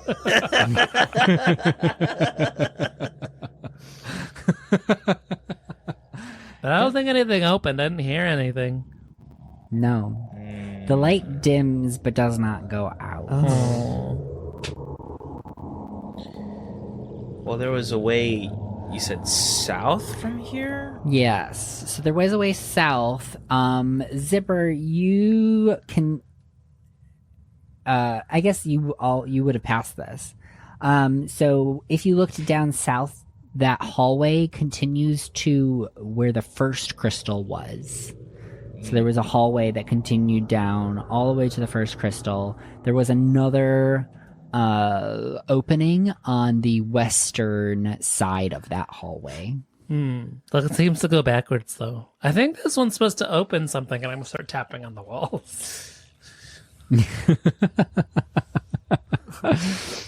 The laugh from the chronicler makes me think differently. Yeah, I don't think I got the whole image, because it didn't really, nothing really happened. It was just her with some apples and a cart, and nothing else. So basically, if we were to go south now... No, I thought we were a little past where if we went south, we would go to... But if we turn south now, that's where the first crystal was, basically? Well, if we went south back a little bit further, we're at the crystal now. Yeah. We had to go back. If we went from the crystal, though? No. No. It's just like its own little... It's just this thing. little dead end, Okay. yeah. Are we gonna Should I have try it again? It's still glowing louder. It's still glowing brighter than the other crystals when they open the doors. Yeah, it just dimmed a little bit. Yeah, unless somebody else wants to try it again. That one it didn't feel good. That one didn't. Repot? Yeah, Repot tries. Something tells me it's not going to work, but Repot tries it anyway, just to see what happens. Testing hypothesis. And sticks out a limb and tries to touch the crystal. All right, give me a roll and tell me what it is. Well, I think I'm going to make it voice this time, just because that's my best one. Yeah. Right. I don't have heart. Heart is not Repot's strength. Well, I don't Repot does not anymore. really handle emotions particularly well. So, let's see what this is. Oh, 11 plus 3. So, That is 14? success. 14. Yeah, pretty good success then. All right. So the same image appears to you. It's Cleffa with a cart of apples. And instead of being overwhelmed by the emotion this time and getting shunted out of the vision, you start to hear Cleffa's internal monologue. We're never going to make it at this rate. This isn't enough. and the image fades. The light dims of the crystal, and you hear the rumbling of the ground as the door shifts out of the way, revealing the hallway behind. Cleffa selling apples. Not enough. Not enough to pay off the chain debt. Yep. Not enough. Well, and then I think navigating north. And then we're just gonna head through the door that just opened. The door was open north, right? West. West. Never mind. That's Navigating all right. West. That's where the doors are. Yeah, so basically it continues on west and turns down south once it hits the far wall. We don't like south. Well, I guess that's the best Only. option, yeah. As I mean, opposed to you where the big basically blinding light is. from the map that you've been formulating in your head, Repot, you do feel like you've been going around in a bit of a circle in terms of you reached the upper wall, and then you went left, and now you're kind of continuing down towards the south as it turns around. I feel like we've gotten to a point where we're like we're further west than we have been. Yes, it feels you're further like. west than you've ever So been. that's what Repot's instincts are. It's like, well, this is still unexplored territory, right? Like this doesn't feel like us retracing our steps. Yeah. This is still new to us. So Repot is perfectly happy with going south. Repot is not going back to where that light is until that is the only place remaining left to go. Basically, I think it's going to be the play from Repot. Yeah. And the three of you traverse south for about 100 yards before it turns to the left. 100 yards. Oh boy. No choices, just the hallway turns to the left. And this is when things start to open up. You start to see a couple more options. The first being that as you look east down the hallway, you see one opening to the right. We went hundreds of yards, so we might be even past where we entered. So you've gone in a big old circle at this Right. point. Repot's like dragging itself down the hallway to the best of its abilities. Zipper's like all the way at the end already, right? Being like, hurry up! Hurry up, everyone! Come on, come on! I'm a little confused as Dan is because you said we went south and then we went through an entrance west and then we went east. No, I think You went west, south, east. Oh. West. As in we south. turned left. As in we're facing south, turning Yeah. left. Okay. Got it. Yeah. So at this point, you can see that there is to the south, or on the right, there is a hall or an opening. But further on, you see a T intersection with a blue glow to the right. This map is no longer making sense. That's all right. It's just 3 choices. Okay. 3? Well, we I only have 2. yeah. Wait, no, I'm just kidding. I got it. Yeah, it's a T intersection, which means there's a left and a right. Okay. Well, we go through. We'll go towards the light, of course. But we'll check the first south passage. Aye, aye. All right. So you're going to traverse to the first passage. You see that it does open up into a hallway to the south. You can see basically it immediately hits a dead end to the left or east, but then continues on and wraps back down south if you look to the right or west. So that is that hallway. It's basically one real decision. If you want to go down here, it will take you further south. If you continue on, you can see the blue glow is getting brighter towards that T intersection. Okay, well, let's go to the T intersection. What's north first? All right. To the north, you can see that it wraps around a wall to the left, but you can't see what goes on at the end of that hallway. Just that it wraps back up in the north. Because you've basically circumnavigated this area, you can imagine that it is just a room that you've been walking around this whole time. Huh? So you've walked around the space that this hallway would lead towards. So we've been here before, is what you're saying? We've No, you've not been there. You've Yeah, been so we around walked the around. space. We basically made a big old square You made- around it, and then Yeah. we So this gotten is that inside space. the Okay. thing that we've been walking around. And the So- crystal? And then the crystal is to the south at the T intersection. Okay. So many choices. I still want to get crystal every time, basically. Crystal every time. The crystal will guide us forward, and we know that's... That crystal gives a story. I just want to know what's going on with Nico. Don't you play video games by doing everything else first and then the main objective?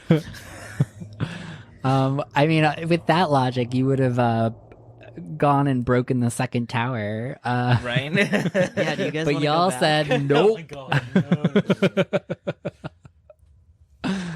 no. So yeah, who's gonna touch the crystal this time, and what would you like to use? Dazzle, it's your turn. Okay. I will touch the crystal and I will use heart. Heart. All Actually, right. I will use mind. Fair. You're gonna use mind. All right, give me Yes. that roll and let me know what it is. Okay. It's a 12. Nice.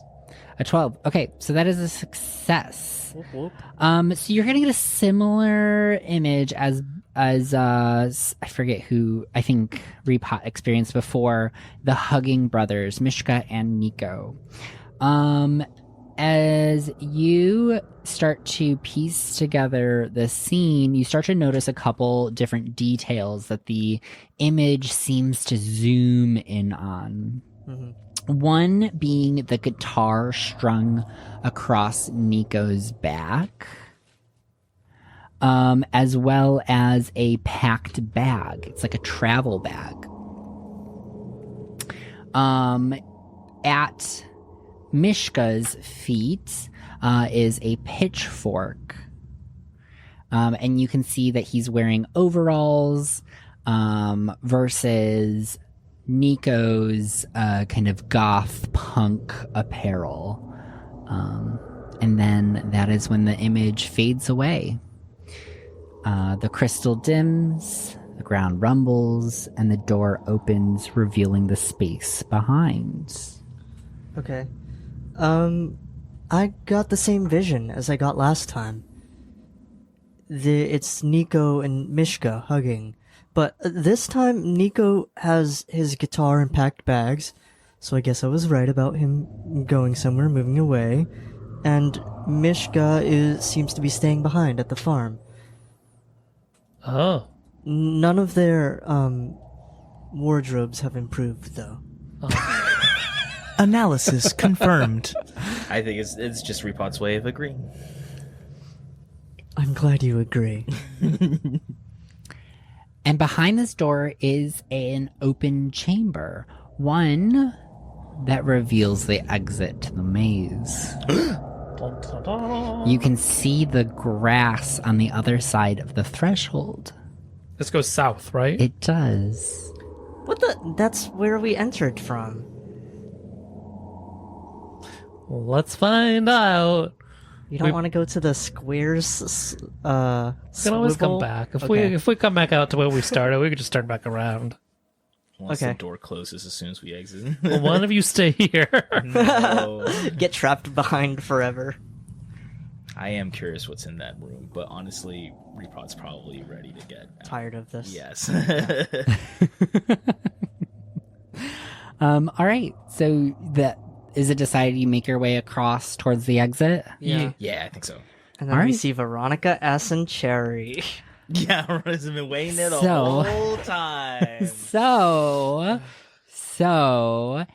as you make your way across the room, it's quite uneventful.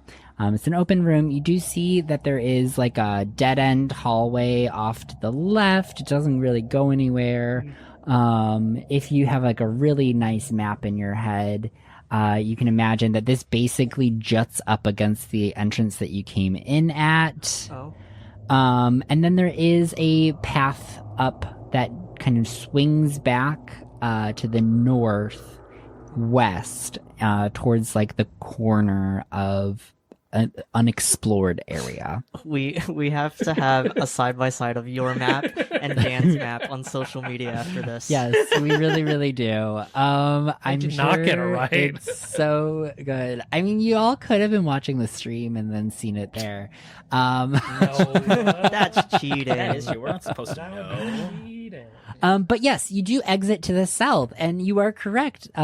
You did come from the south, and you were hoping to go north, because you re-enter that thick, oppressive fog that you were in at the beginning of the session. And you hear the faint mutterings of Trinket talking to Veronica S. and Cherry. Aw. And he Great. goes, "Oh, hey guys." Just when I thought we lost you. And so, with our hearts full and our friends reunited, the scene drifts off into an afternoon of frustrating turnabouts. And we too will drift off for a short intermission in our absence. Please take care of yourselves, grab a snack, drink some water, and have a little stretch. We will be back in 15 minutes. A timer will count us down.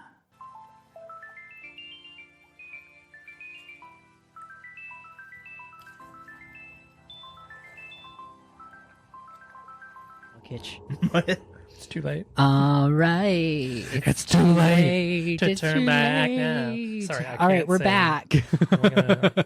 Can't sing real songs. All right. So you have just exited the maze and stepped back out into the thick, oppressive fog, Yay, we did it. once again obscuring your vision.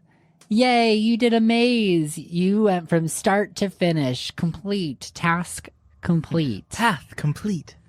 But this is However- where we started. You are exactly back where you have started, rejoined with Veronica S., Cherry, and Trinket. Yeah, knowing that Repot has a little bit of a geographic memory, Dazzle is pretty PO'd at you. It's like you knew we were coming back.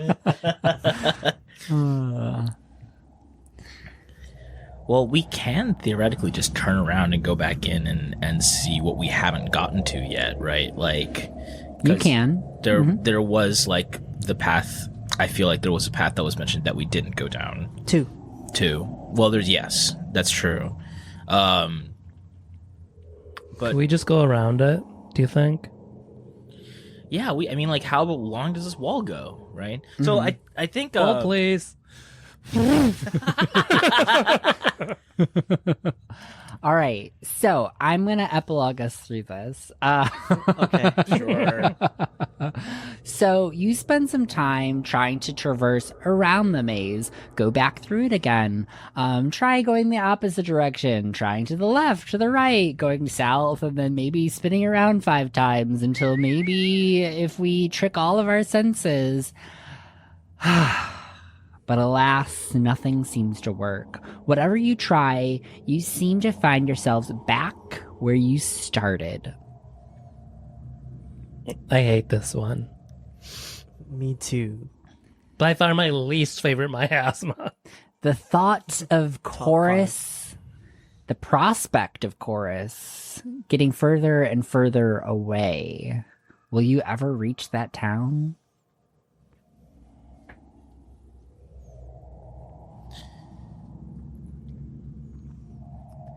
The answer seems like no. As I gave a long pause. But I need to make my delivery. So, what do you do with this information? We go back. Make camp. Just sit down and just hang out for a little Yeah. bit and recover. May as well. Wait, so even if we head back down the road that which we came, we still end up back at the front of the maze. Oh, you haven't tried just heading home. Oh, I thought No. you said heading south, which is bad. Well, I was just saying, like, maybe if we head south and we turn around 20 times and then we get really confused and then we try to walk forward and then you just cannot progress towards Chorus. Okay. So Chorus seems like a done deal for us. We can't go through there. But I've got this letter. We could deliver... Well, we have to stop at 3 places, right? We could do it on the way back. Yeah, but we can't get to the roads that go north to the other places until we get to Chorus. I mean, we could go off-roading, but I didn't bring my off-roading. I've got my all-terrain, I've got my off-roading, and I've got my speedster wheels. I don't know. Maybe we should just go back to Tyne. Maybe there's something we can do with the information that we learned today. Maybe if we speak to the others about what we saw? Maybe we could just tell her to return the chains. Yeah, I mean, I guess that would solve a lot of our problems, and her problems, to be honest. Yeah, if she's out of debt, then they don't need to sell as many apples, I think. Yeah. Is that how economics works? I would ask Repot. Repot? Repot has been entertaining this chains idea just for its own kind of like weird sense of humor. And Repot's like, not chains, just money. She's been buying money? Does Repot have to explain to the business owner that sometimes you need to use money to buy goods and services? I have an intellect of 3. I'm just playing with you. So, something that we haven't really gotten into in the like super vast lore of this world is that the concept of currency isn't really a thing. So there's bartering, and then there's also prosperity, because prosperity is like used as a resource to build things. But there isn't like a standard currency. You've heard of like certain types of materials and items being used in trade at like rates, but it's pretty we're pretty much in the barter system. Well, so yeah, she must have traded not enough apples for too many chains. That's my understanding of the problem. And also her son wants to skadoosh. So do you think we should head back? I mean, I feel bad about not delivering this letter. But navigating forward is not possible. Okay, fine, I'll deliver it later. Okay. I have to return my long distance fee then. What if we camp here for the night, and if the miasma is still there, then we head back? If the miasma is gone, we can continue on to Chorus. Oh, okay, fine. We can say, let's get out of this fog first. It's hard to breathe. I agree. It's been a long day. We've been trying everything, right? So I'm okay with camping at some point. But yeah, maybe getting out of the fog first would help. Retreat. It's okay. Retreat is a really important thing to keep in mind in this system. Retreat is always an option. But with that, you can escape the fog. You came into it from the south, so you can always go back south until you're out of it, and set up camp. Yeah, Repot hops on a horse. It's tired of using its limbs. And so you're able to set up a small camp on the side of the road. The night birds and the crickets come out as the sun sets. You're able to make a small campfire and have a small meal. What are you all doing? You can heal up to 2 without doing anything, right? Yeah, so there's 2 that automatically happen mechanically. You're allowed to like roleplay that if you would like, or we can just gloss over it. Well, I definitely think Repot is fixing its body. Like, this is not new to it per se, but like it's cried. It's like trying to figure out. It's trying to get its limbs back, and it has to rewire some things. It has to do some really fiddly stuff that it wasn't able to do while we were kind of trying to move around and going. It really takes, I think, a couple hours to really sit down and try and do some kind of diagnostic. It takes a look at the deformed stuff on the top and is like, that's good enough. Whatever. So all the sensors mostly still work. Like on top, it scrubs at the dish that needs scrubbing so it can actually see properly. And whatever there's a dent in it, just kind of like tries to pop it back out. But that's what Repot does is heal its body, because it did take some damage from the hideous light of the beacon.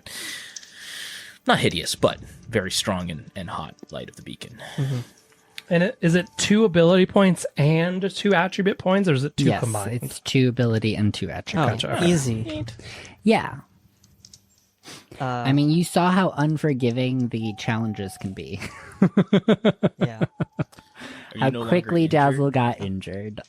So the recovery is much more forgiving.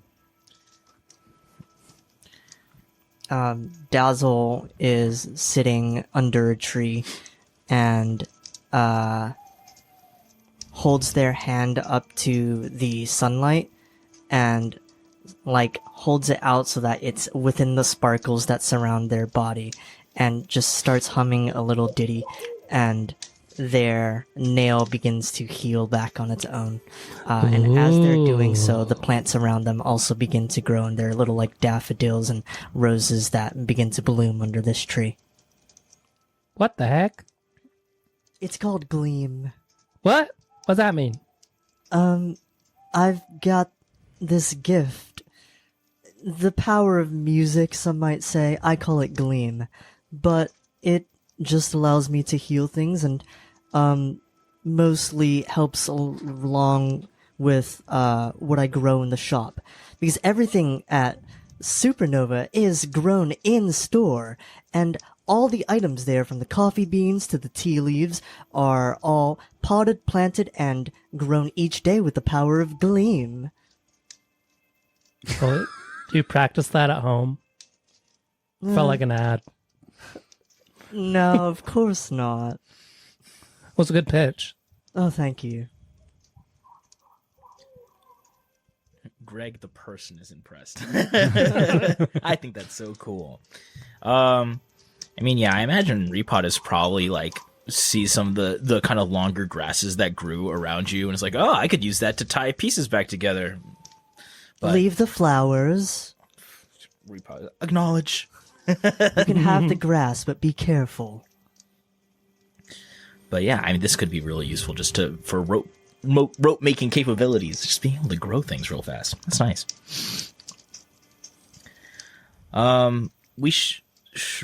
I think Repot wants to talk about, because Repot is frustrated from the navigational capabilities not working, because Repot is used to being able to like figure out its way to places. Yeah. And I think Repot I would imagine Repot is quite frustrated that they were not able to find a way forward. And it says, like, in a frustrated, it was like, navigation impossible. And that's kind of how it starts the conversation about the fact that we weren't able to get past that. Navigation,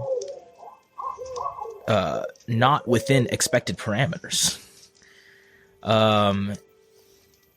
But we also learned about people. So I think it because the miasma is an emotional thing, and Repot knows this. Mm-hmm.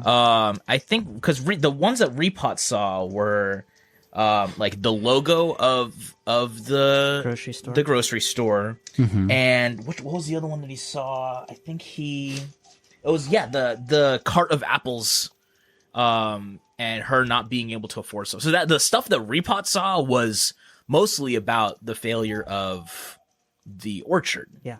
Yeah. So Repot says, orchard failure? Query? Right?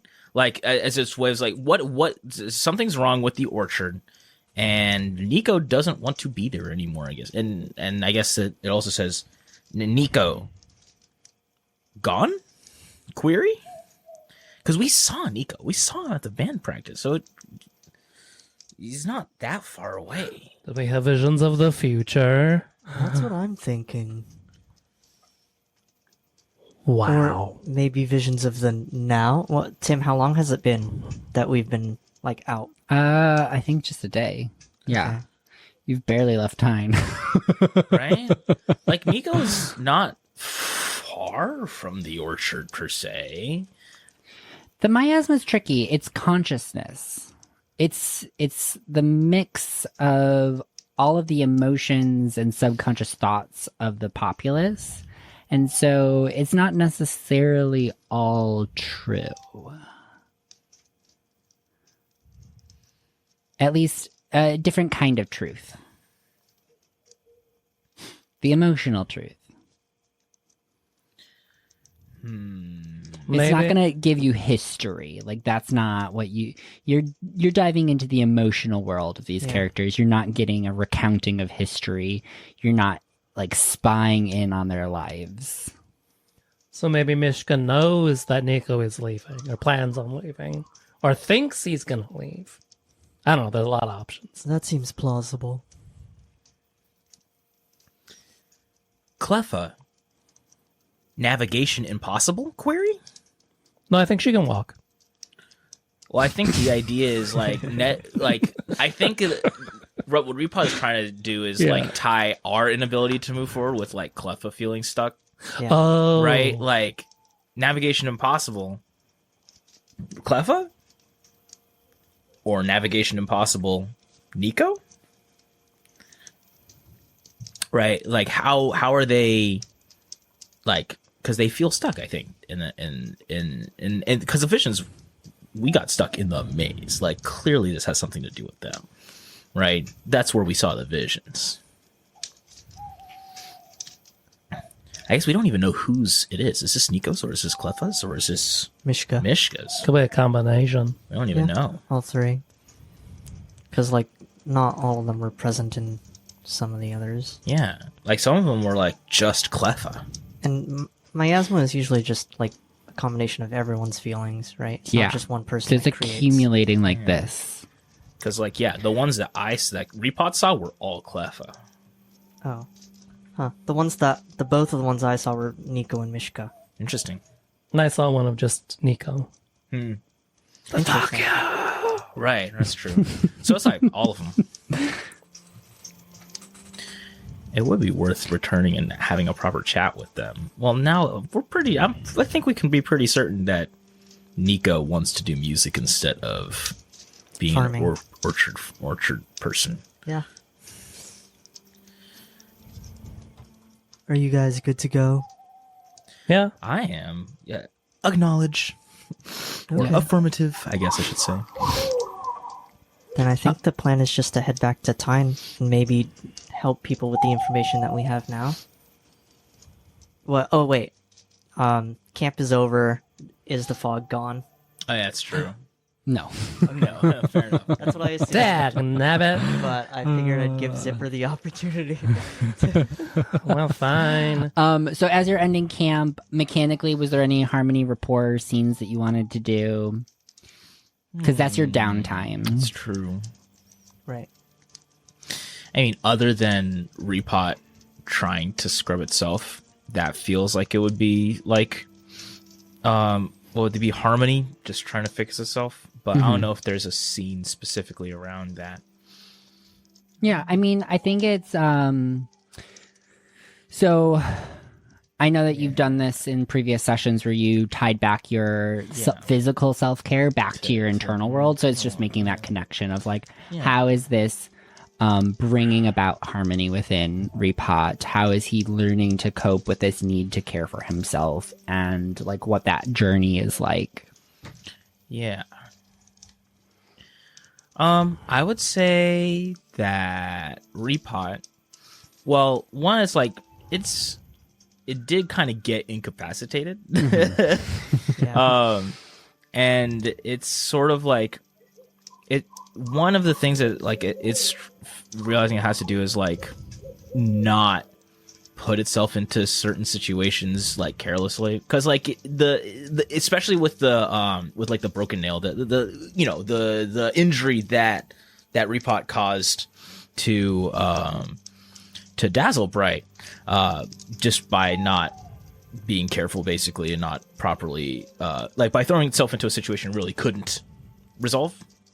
I think it's as it tries to repair itself, it's trying to make sure that doesn't happen again, because again, it's like finding that its own failures are impacting other people negatively as well, right? Like even just to get him out of the situations that it puts itself in, right? So I think that's something that's it starts to be like it should not try to do a thing without a plan, just thinking it can just like tough it out. Like the whole solar panel thing was, I think, Repot's hubris a little bit. It's like, oh well, maybe I could just like, use this thing which is supposed to work, and the solar panel is not functioning at this point, or like and it wasn't even at that point, but it was trying to see what it could do with it. I think the fact that it like had no chance of working, like this thing really should not have been attempted, is something that Repot is maybe coming to terms with. Is like, well, okay, if the thing isn't working, don't try to use it, right? Try and you should try and fix it first, at least, if that's going to be what you're going to try and do. I think is what Repot is going to learn from this. So what are we seeing? Well, Repot, I think in particular with the thing that it was trying to use, I was like, well, this solar panel hasn't worked in years, and Repot still tried to use it. I think Repot is maybe like taking an analysis. I think it's scorched. I think it's not even like functioning at this point. Like if I don't think the solar panel is even repairable. I think part of it might be like Repot just physically removing it, just because this is like he's going to need to get a new one. Like this is not a thing that can be fixed anymore, and it's sort of made more of a resolution, I think, to actually try and source like replacement parts and stuff that actually work, instead of just trying to keep using the thing that's broken that it really shouldn't be trying to keep using. So it might be just like actually discarding the things that's broken instead of just dragging them around, perhaps. Finally, the bot's not hoarding anymore. Which one? That's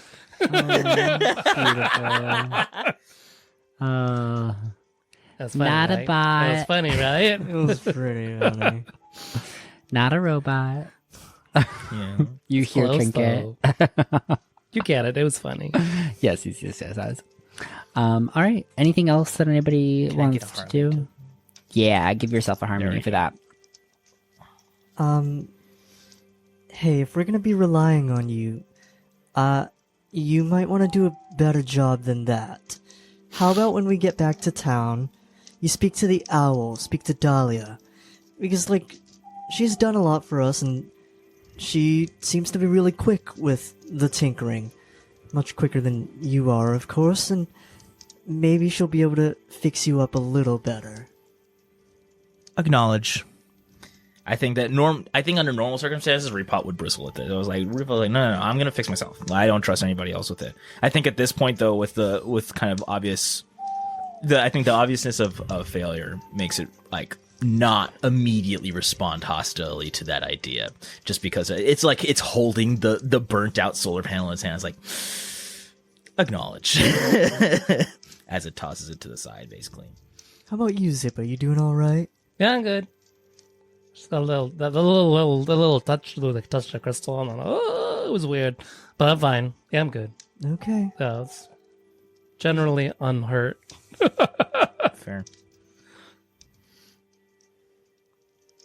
All right. And with that, you pack up camp, and it is a new day. We don't have make- our blankets, though. No, we don't. We just slept on the You ground. slept on the ground. It was a nice. Why would you say that? It was a nice day. It was warm, slight breeze. I slept in the tree. There we Slept in go. the tree. Yeah, there was Right. a tree that you found, and you camped around. Just a little bit of an anchor point and some protection. Yeah, let's head back. I think. Okay. Navigate time. All right.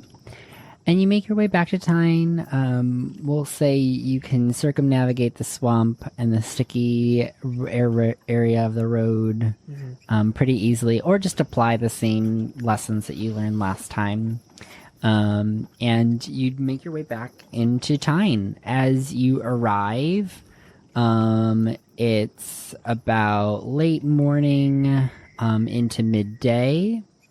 It's a clear sky day. The birds are chirping. The chattering of townsfolk can be heard all along the hillside. In the distance, you hear the bleating of goats, the moos from the cows, a dog bark. And as you re-enter Tyne, you come up through the south of the town, or the southern section of town, just past the orchard. So that's kind of where your entrance into Tyne is. Are you going anywhere in particular?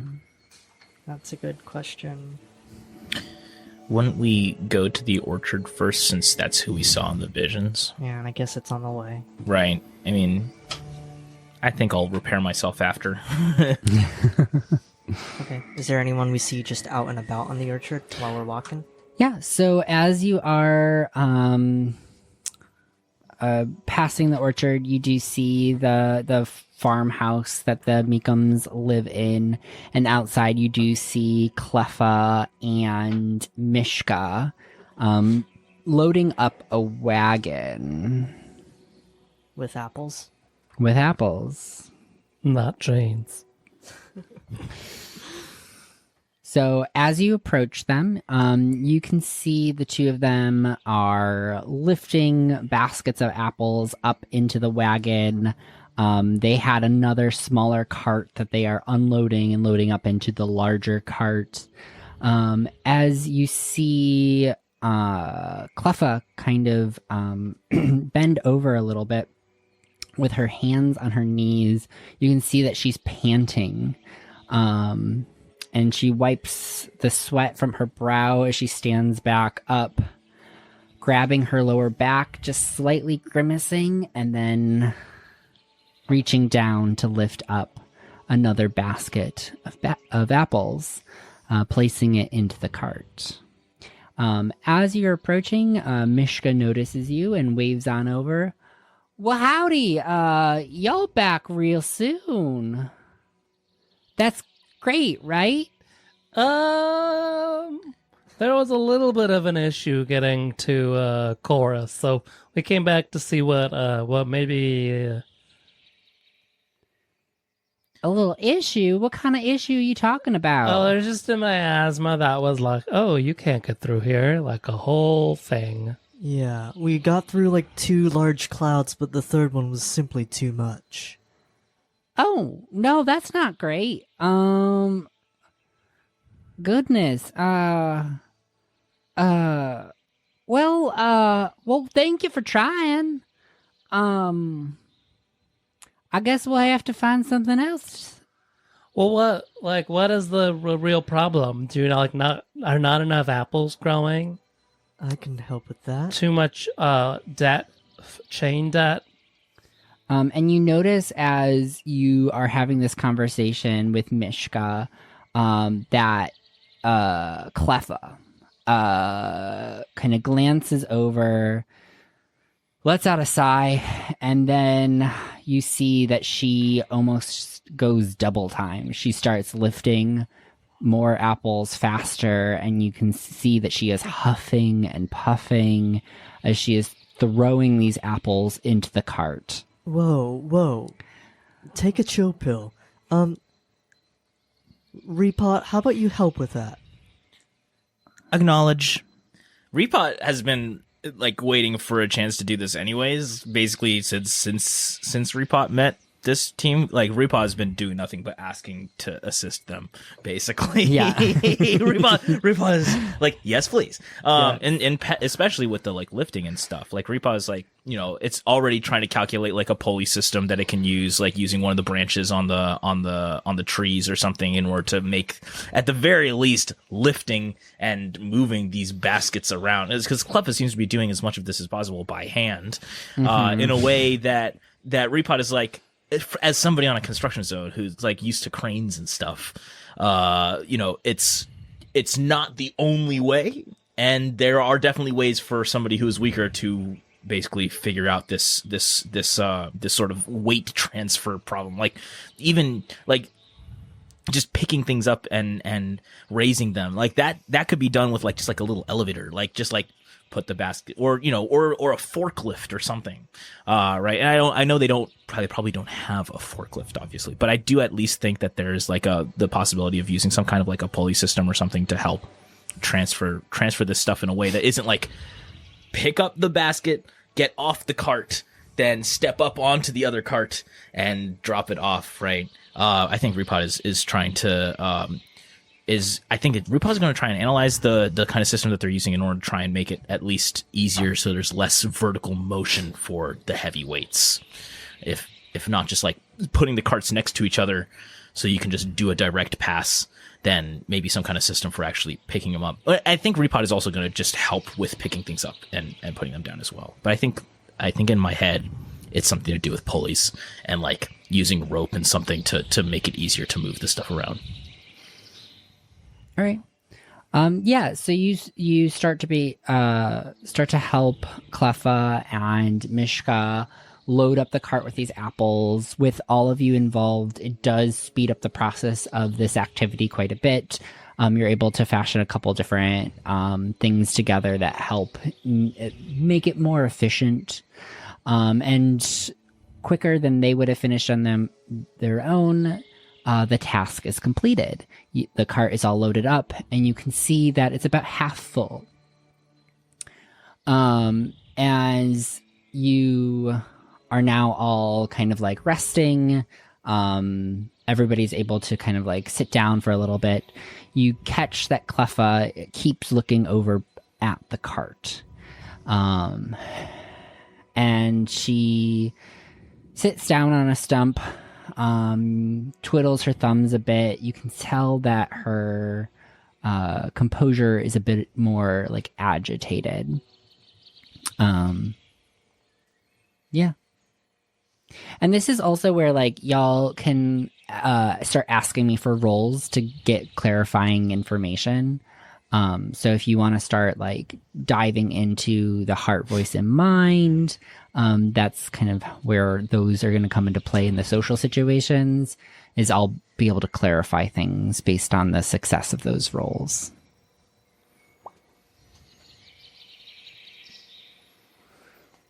Well, what do y'all say to some lemonade? I can whip us up a fresh batch. Thank you for helping us out. The least I can do.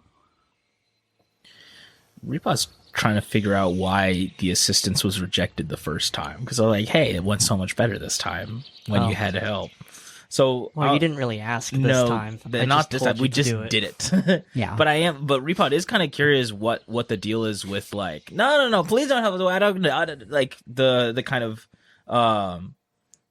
So Repot says, take assistance. And then says, objective complete. Acknowledge? Query? Well, yeah, that was wonderful help.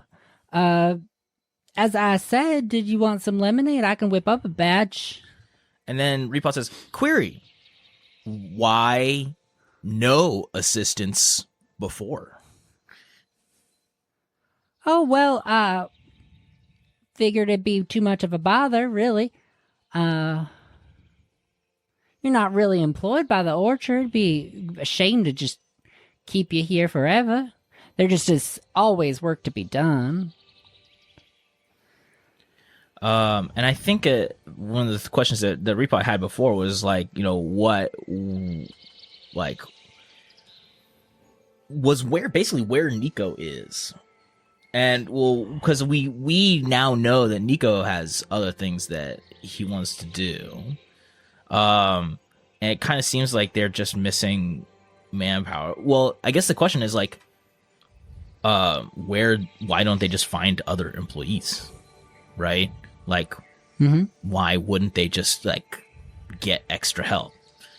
Right? Like, so I guess the question, so she mentioned, right, like, you know, there's always work to be done, and, you know, we would need some help.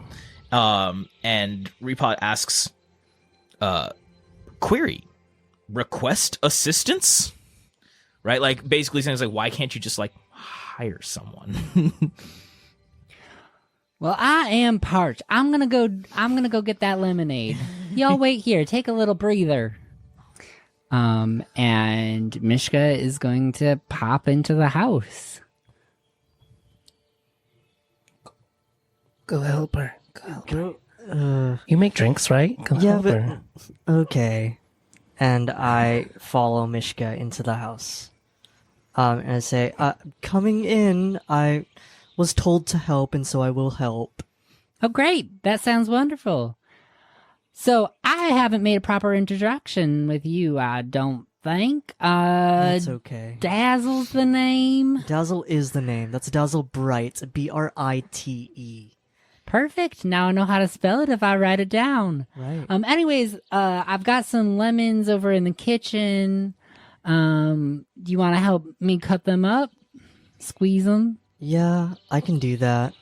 I could take care of all of this in a jiffy. You could go back outside and chat with the others. Oh, don't worry about it. I do this all the time. Of course. I would love to sit in here and speak with you while cutting lemons. Oh, that's a very sweet thing to say. How kind. Hmm.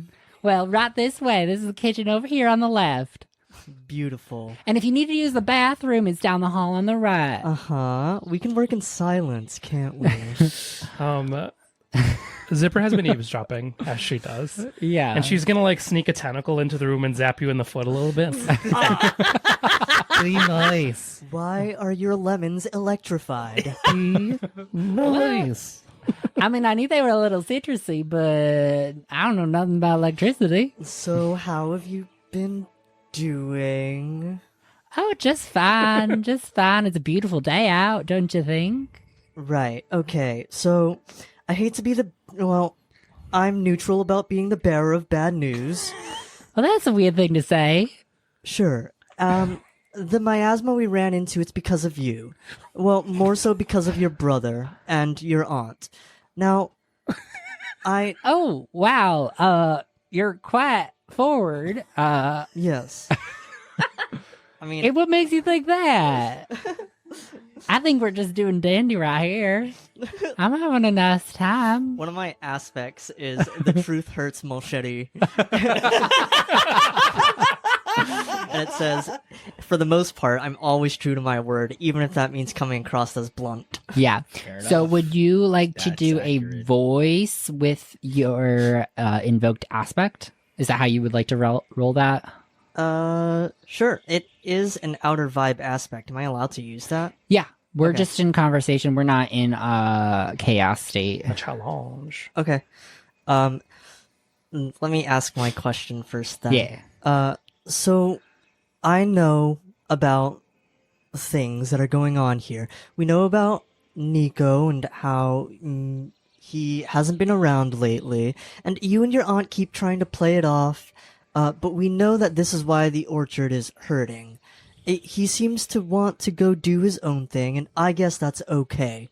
But you have to realize that sometimes you can get help from other sources.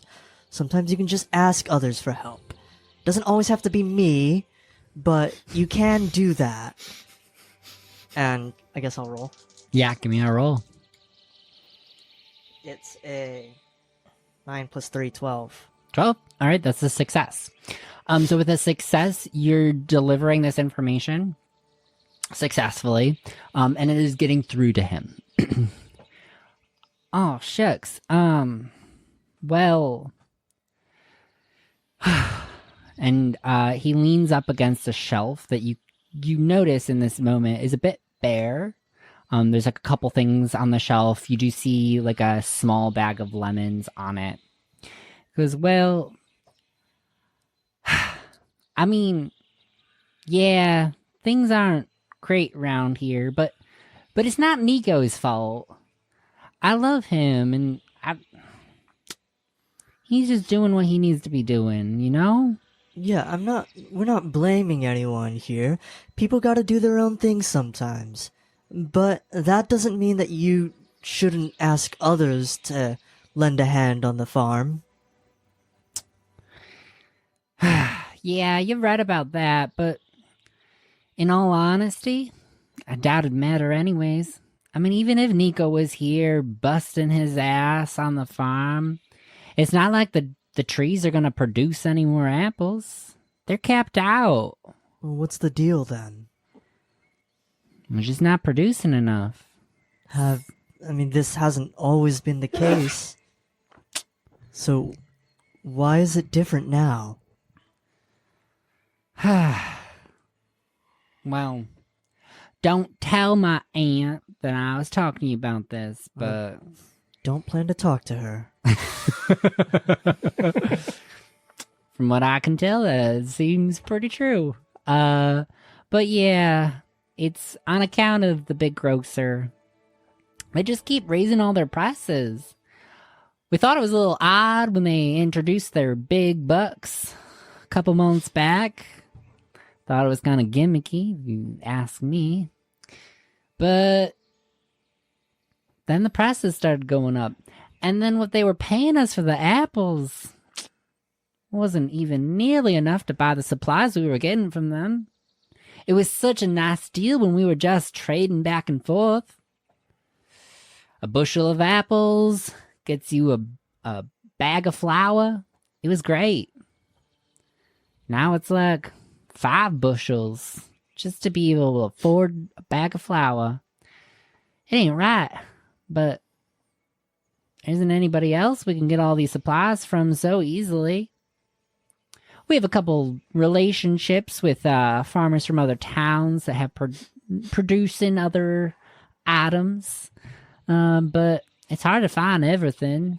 The grocery store was just so convenient. Dazzle's Not what you were expecting. processing. Well, it's not a game with Kish if you're not taking down, like, capitalism. What? Dang Jojo. Yeah. Okay, that is a slightly larger problem than I thought it would be, and is not something that I guess the 3 of us could solve, so see ya! Ow, what the? I've just attached a tentacle to your leg at this point. I'm peering in through a window. That is just a damn shame. It is a shame. Okay, I promise that we will try our best to get to Chorus and the other neighboring towns to complete our quests and hopefully be able to help you out. I don't know if it'll help you in the long run, but it'll help at the very least. I still do think you should get one more worker because, you're missing one already, and having another set of hands couldn't hurt at the very least. Yeah, I think you're right. Only problem is what we pay them. When it was family business, we were all just helping each other out. We all got by together. That I can't help you with. But you could always ask around. I don't know. There are nice people that live here in Tyne. Much nicer than me. There are people that'll help. And, you saw the robot. It didn't even ask for anything. And I've been with it all day, and it's just like this. It just wants to help. I don't really understand why, but I'm sure there are others like it. I reckon you're right. I just kind of feel bad about it. I'm sure it doesn't. You peer out the window, and the Repot is like got a pulley system set up on one of the branches. Like it's continuing to work, just like trying to figure out a better way. Is it maybe perhaps like, showing Cleffa how to like maintain it and service it? And, Repot, like, there's no more apples. The tree's a bare. Next year. So yeah, you set up some efficiencies. Right. But yeah, there is kind of like you're putting the pieces together. There's this looming problem of like there is a threshold, there is an upper limit to the production that could be done on the farm, and you start to notice that a lot of the work that Cleffa is doing is busy work. It's not even productive at this point. She's just busying herself to be like, maybe if I do this and this and this, and then I like have all of this stuff that I deliver to each of the trees individually to try to get them more nutrients, then like we'll get more apples faster. And I mean, you don't just dump fertilizer on a tree and pop, pop, pop, there's magical apples on it. Yeah. So. Well, I mean, I can, but. Yeah, can you glean more apples? I mean, yes, at a small scale you can. Small scale, right? Yeah. Okay, so while we finish up the lemonade, we can jump cut back to the others and see what they're talking about. Yeah. I mean, anything that I think it was Repot, and since Doug's not here, Trinket's just kind of being cute and lovely. Oh yeah, classic. But yeah, Cleffa is just busying herself. Now she's like looking at all of your little contraptions that you're putting together, Repot. And she's like, Repot, the tree is barren. What are you doing here? I think Repot just turns on the same way that it showed the team the logo. Mm-hmm. I think Repot is just gonna like turn around and turn on the same logo and ask, query? Yeah, that's a big grocer. What about it? And I think it's going to. Well, I guess one question: the big grocer, is that in Chorus, the place that we tried to get to? No, it's in Largo, which is a larger city, which is where they buy things from. Yeah, they order it, and we're also trying to get there. Which we're also trying to get to. Yeah, so they produce fuel because it's a larger city that has machines. So they would also be selling fuel there. Right. I guess the question is, like, I mean, I haven't actually been a part of the conversation that they've had, but it sounds like they've basically raised their prices. You get a I mean, like through... That's who they're selling to, yeah. right? Yeah. Query. Consumer? Or I guess it would be like, who, like, this is your only person you're selling to, and you can't get a better price from someone else, is basically what I'm trying to get to. Like, I mean, we do... yeah, we have a couple other farmers in the area that we have trade agreements with, but can't get everything from them. But yeah, this problem is bigger than something that we can solve in one afternoon, basically. Yeah. Right. I did not present this as a challenge to overcome with a couple rolls. Yeah, that's true. Well, but the thing is, the thing that we can't even get to Largo. I mean, we can't even get to Chorus. Yeah. Until we resolve something between them that is causing this miasma. Yes. Like we can't. There's not even a way we can even get to Big Grocer. Like, this is literally impassable. The road is blocked. So I guess we have to kind of figure out, like, what the emotional miasmas, like, they feel stuck. But how do we get them to feel less stuck? Right? And in my head, or in Repot's head, that's like having alternatives of, like, other places you can, like, you quite literally cannot get to Big Grocer from here right now. Yeah. Right? Which means that even if you were to get these apples onto the cart, where are you going? where are you taking these apples? You can't even get up there right now because of your own miasma. Have you thought of selling it someplace else? Have you thought about not feeling bad? As in, like, I mean, like, more from a, like, geographic perspective. Like, have you tried to sell it somewhere else where they're not going to rip you off? Well, because they're Walmart, you know? Just don't feel anxious about this it. was, I mean, the miasma cropped up, like, yesterday. Right. Okay. So they don't even know that this... Yeah, these events are happening, right, like, in succession. Right. And they've just been presented with this information about the miasma. So right.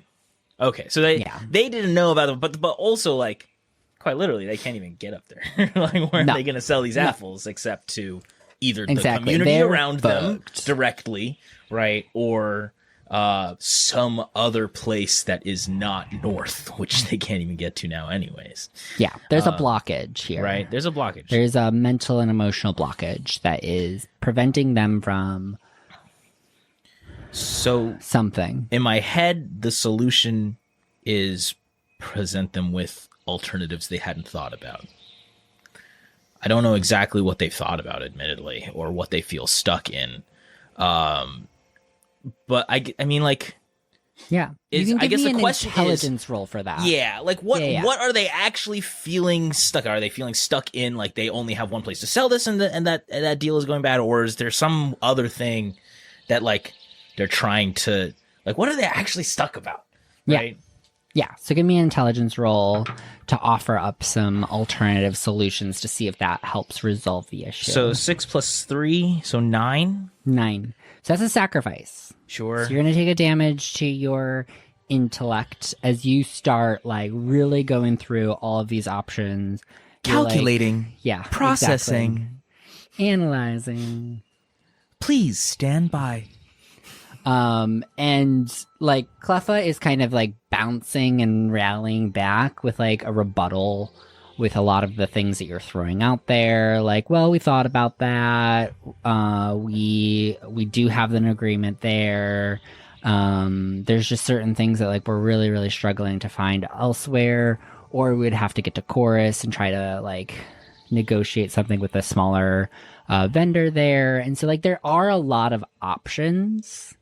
They just all kind of, they put, every option seems to put them still in a position where they're struggling to keep up with what they did previously.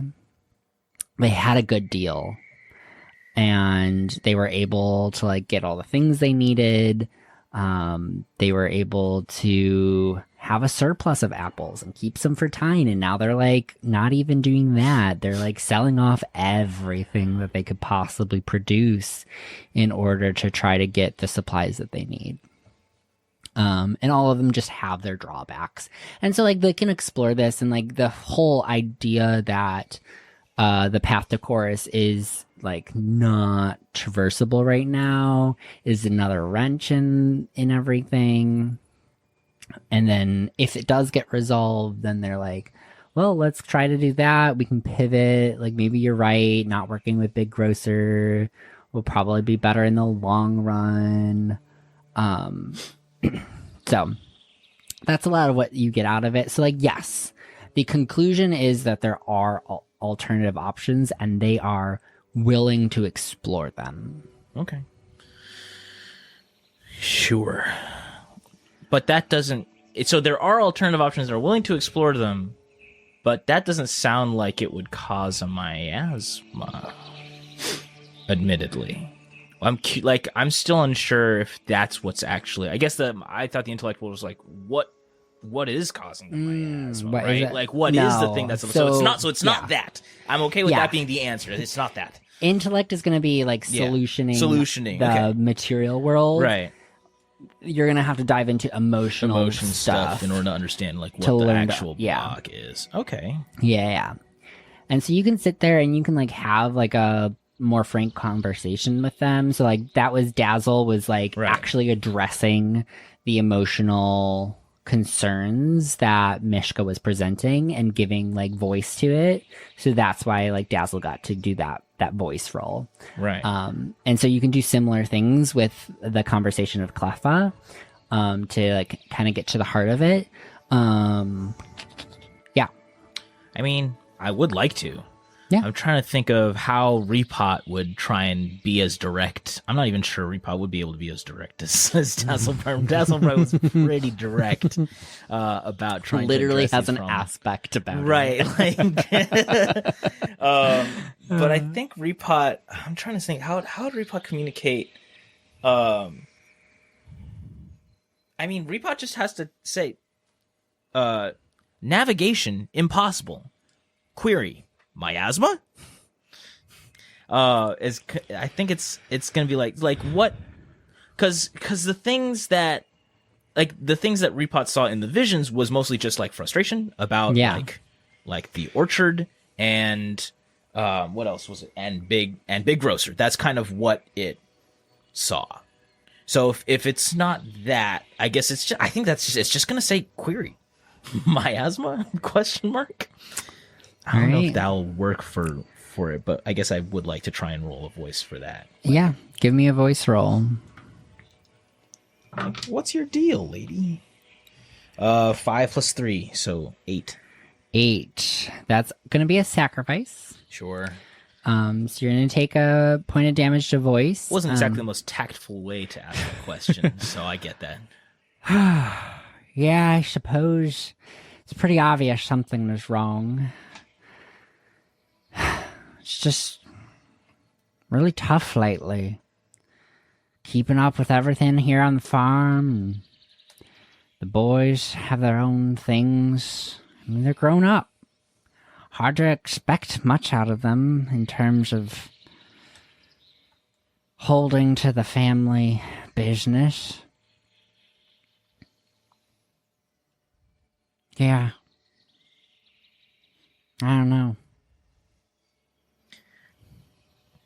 So I guess what Repot gets from this is that it's maybe more about losing. It's less about the actual like orchard per se, as much as it is about like feeling like the boys are losing interest or something.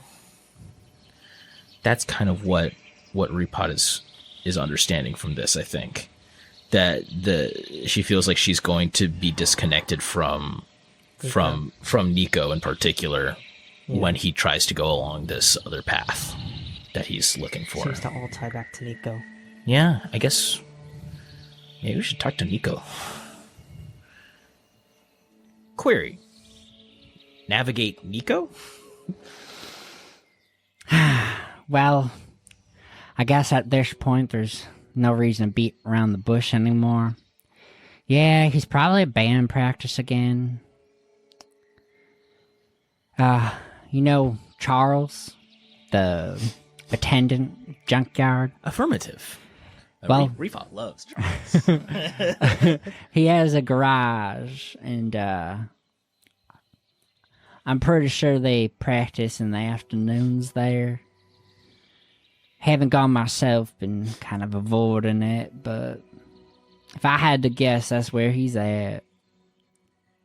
I've noticed he's been doing work at night after practice, but yeah, just not the same when we're all not all together. Okay. Orchard work. Okay. Acknowledge. I think that's probably going to be like Repot's next thing that he would want to look into is just like finding Nico and having a chat with Nico about this. Well, like we're still trying to find the source of miasma. I think that at least from Cleffa's perspective, it would be like feeling like she's losing Nico a little bit, which I don't think we can really adequately resolve without actually talking to Nico about how he feels about it. But it's also Nico wanting to not be stuck at the orchard anymore. Right. So I think it's a culmination of all of them. Yeah, so we should definitely talk to Nico if we can. Go back to band practice. Go back up to... I mean, we're probably heading up that way anyway, right?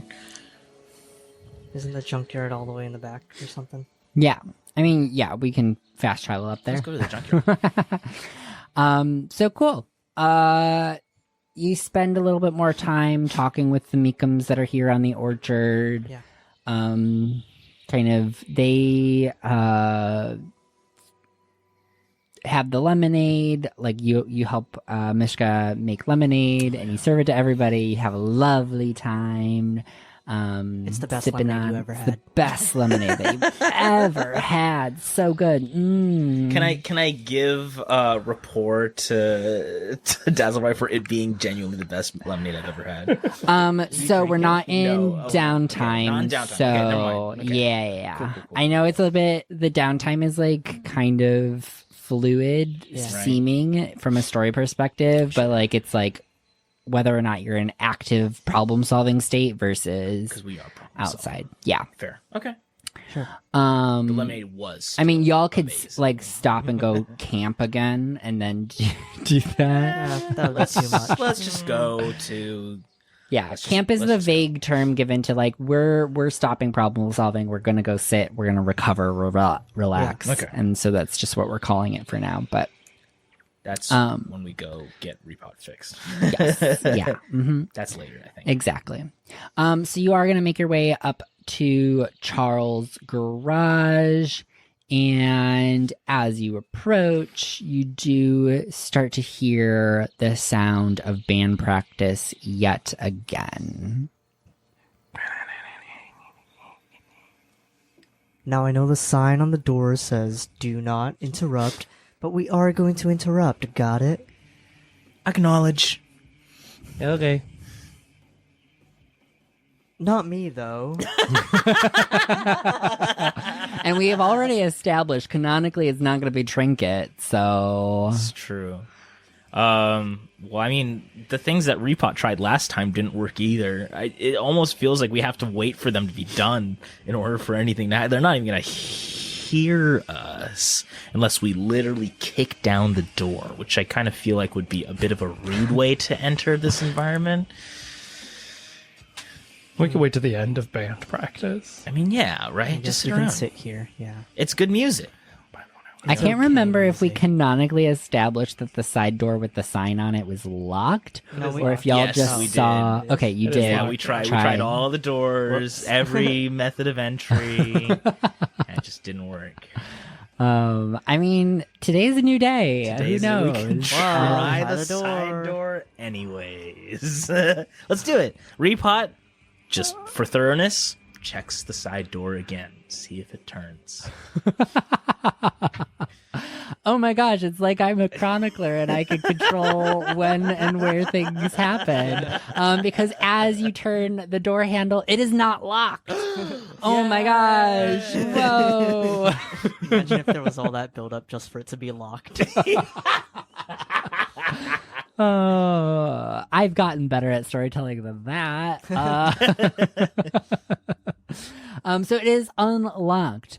And as you throw open the door, I don't know how you do it. What is the how do you open door? Are you like are you timidly, gingerly like creaking it open and peeking in, or are you just like I think we're just opening. Well, if Repot's the one opening the door, Repot's just opening the door. I don't think it's Yeah. like loud or anything, but Repot is going to like not try to damage the door. It's just this is the door. It opens. I think Repot isn't going to be like timid or scared about it. Repot is just going to like, peek in and then maybe wave and say acknowledge. all right? Basically, So say hi.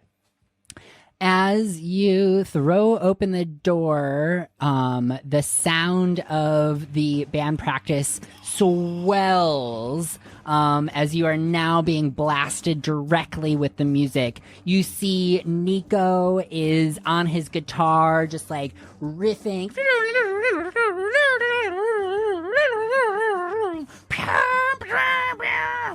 The drum is going, just smashing the cymbals and all the percussion instruments. I don't know what they're all called. I should do more research. And then there's somebody on a mic, just like shredding their voice. You hear the gravel in it. It's like super just like grungy and What's Charles doing? Is Charles the singer? Charles is not actually part of the band. Charles is just letting them use his guitar. Fair enough. And then there's like the bassist and like maybe I don't know, there's somebody else on other instruments. Who knows? Yeah. But they are just like they are just going at it. But as the light from outside, you see the beam of light hit Nico, and they all stop. He's like, you hear the like he unplugs the guitar. You hear that like the sound of the speakers with the like feedback all of a sudden as it like crashes out, and all the music dies down pretty quickly. And he goes, "Hey, what the fuck is that about?" And that's where we're gonna end the session. All right. So, I don't know if I could say our hearts are full, but our friends are at our side. True.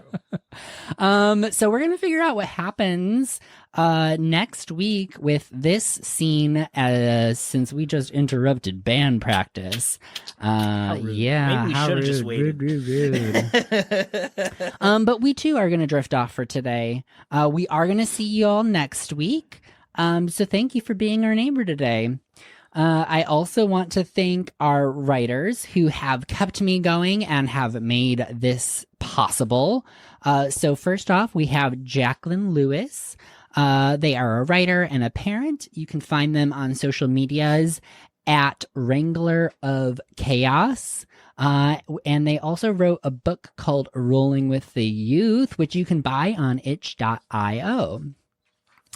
We also have John Pax Crum, who's a writer and intervention-trained, medically retired police veteran, game designer, and historical fencer. And you actually could go visit Gettysburg, PA from August 8th to 10th to see them talking about GMing Swords and Runes at Key City Steampunk. So that's very exciting. I also want to thank our composers who help me realize my vision and immerse us in this story. So we have Ray, who's also a player. They're a pianist, a game composer, and a professional GM. You can find them on all streaming platforms to hear their TTRPG stuff. And I am quoting that from a message they sent me. Streaming platforms, it's just music. Just music. Okay, cool. Ray D99, and that is DEE. You do need to spell it correctly, just like Bright. Just like Bright. You can also find my brother, Steven, who is the producer of Lusk, that is LUSQ, which is a chill electronic vapor soul. Not a group, just him. I also want to thank our artists who have started working. You can kind of see a little bit of a sketch for Trinket today. And that is from Leanne of Chai Studio, which you can find on Instagram at chai_studios. They also have a website where you can see their portfolio. It's beautiful. I recommend you check it out. And then we also are going to be working with Kaz, which you can find on Twitch at KazTheDM, twitch.tv/KazTheDM, or Instagram at KazTheDM. Next, I want to thank our Patreon subscribers, who literally keep the lights on. Y'all are helping me pay my bills. We have JayCeeAitch, Crispy, Maggie Z, Russel B, Missy G, and Dan S. That's me. And lastly, our players. I would like to thank you for having fun today. I hope you had fun. Yes, you did. And inviting me into your worlds. Ray, anything else you would like to plug? No, I'm good. Thank you. Thanks for coming. Gorgeous. Doug is not here, but thank you, Doug, for being wonderful. Thank you, Doug. And Dan, Hi. anything you would like to plug? Nah. All right. And Greg. Hello. If I had to plug anything, it would be Rave Gazebo, a dance interactive virtual reality album. Gorgeous. Like what you saw and or heard, depending on what platform you are experiencing this show on. Follow us on Twitch. Hit that button. Instagram at goblin_forge_TTRPG. Subscribe to our Patreon at patreon.com/goblin_forge. To get early access to playtest material and exclusive bonus content. And also keep an eye out for our Kickstarter and help us fund this game. It's a lot of work, but it's a lot of fun, and we'd like to share it with you all. And thank you all out there in our audience. Your support and excitement fuels us. Give us more.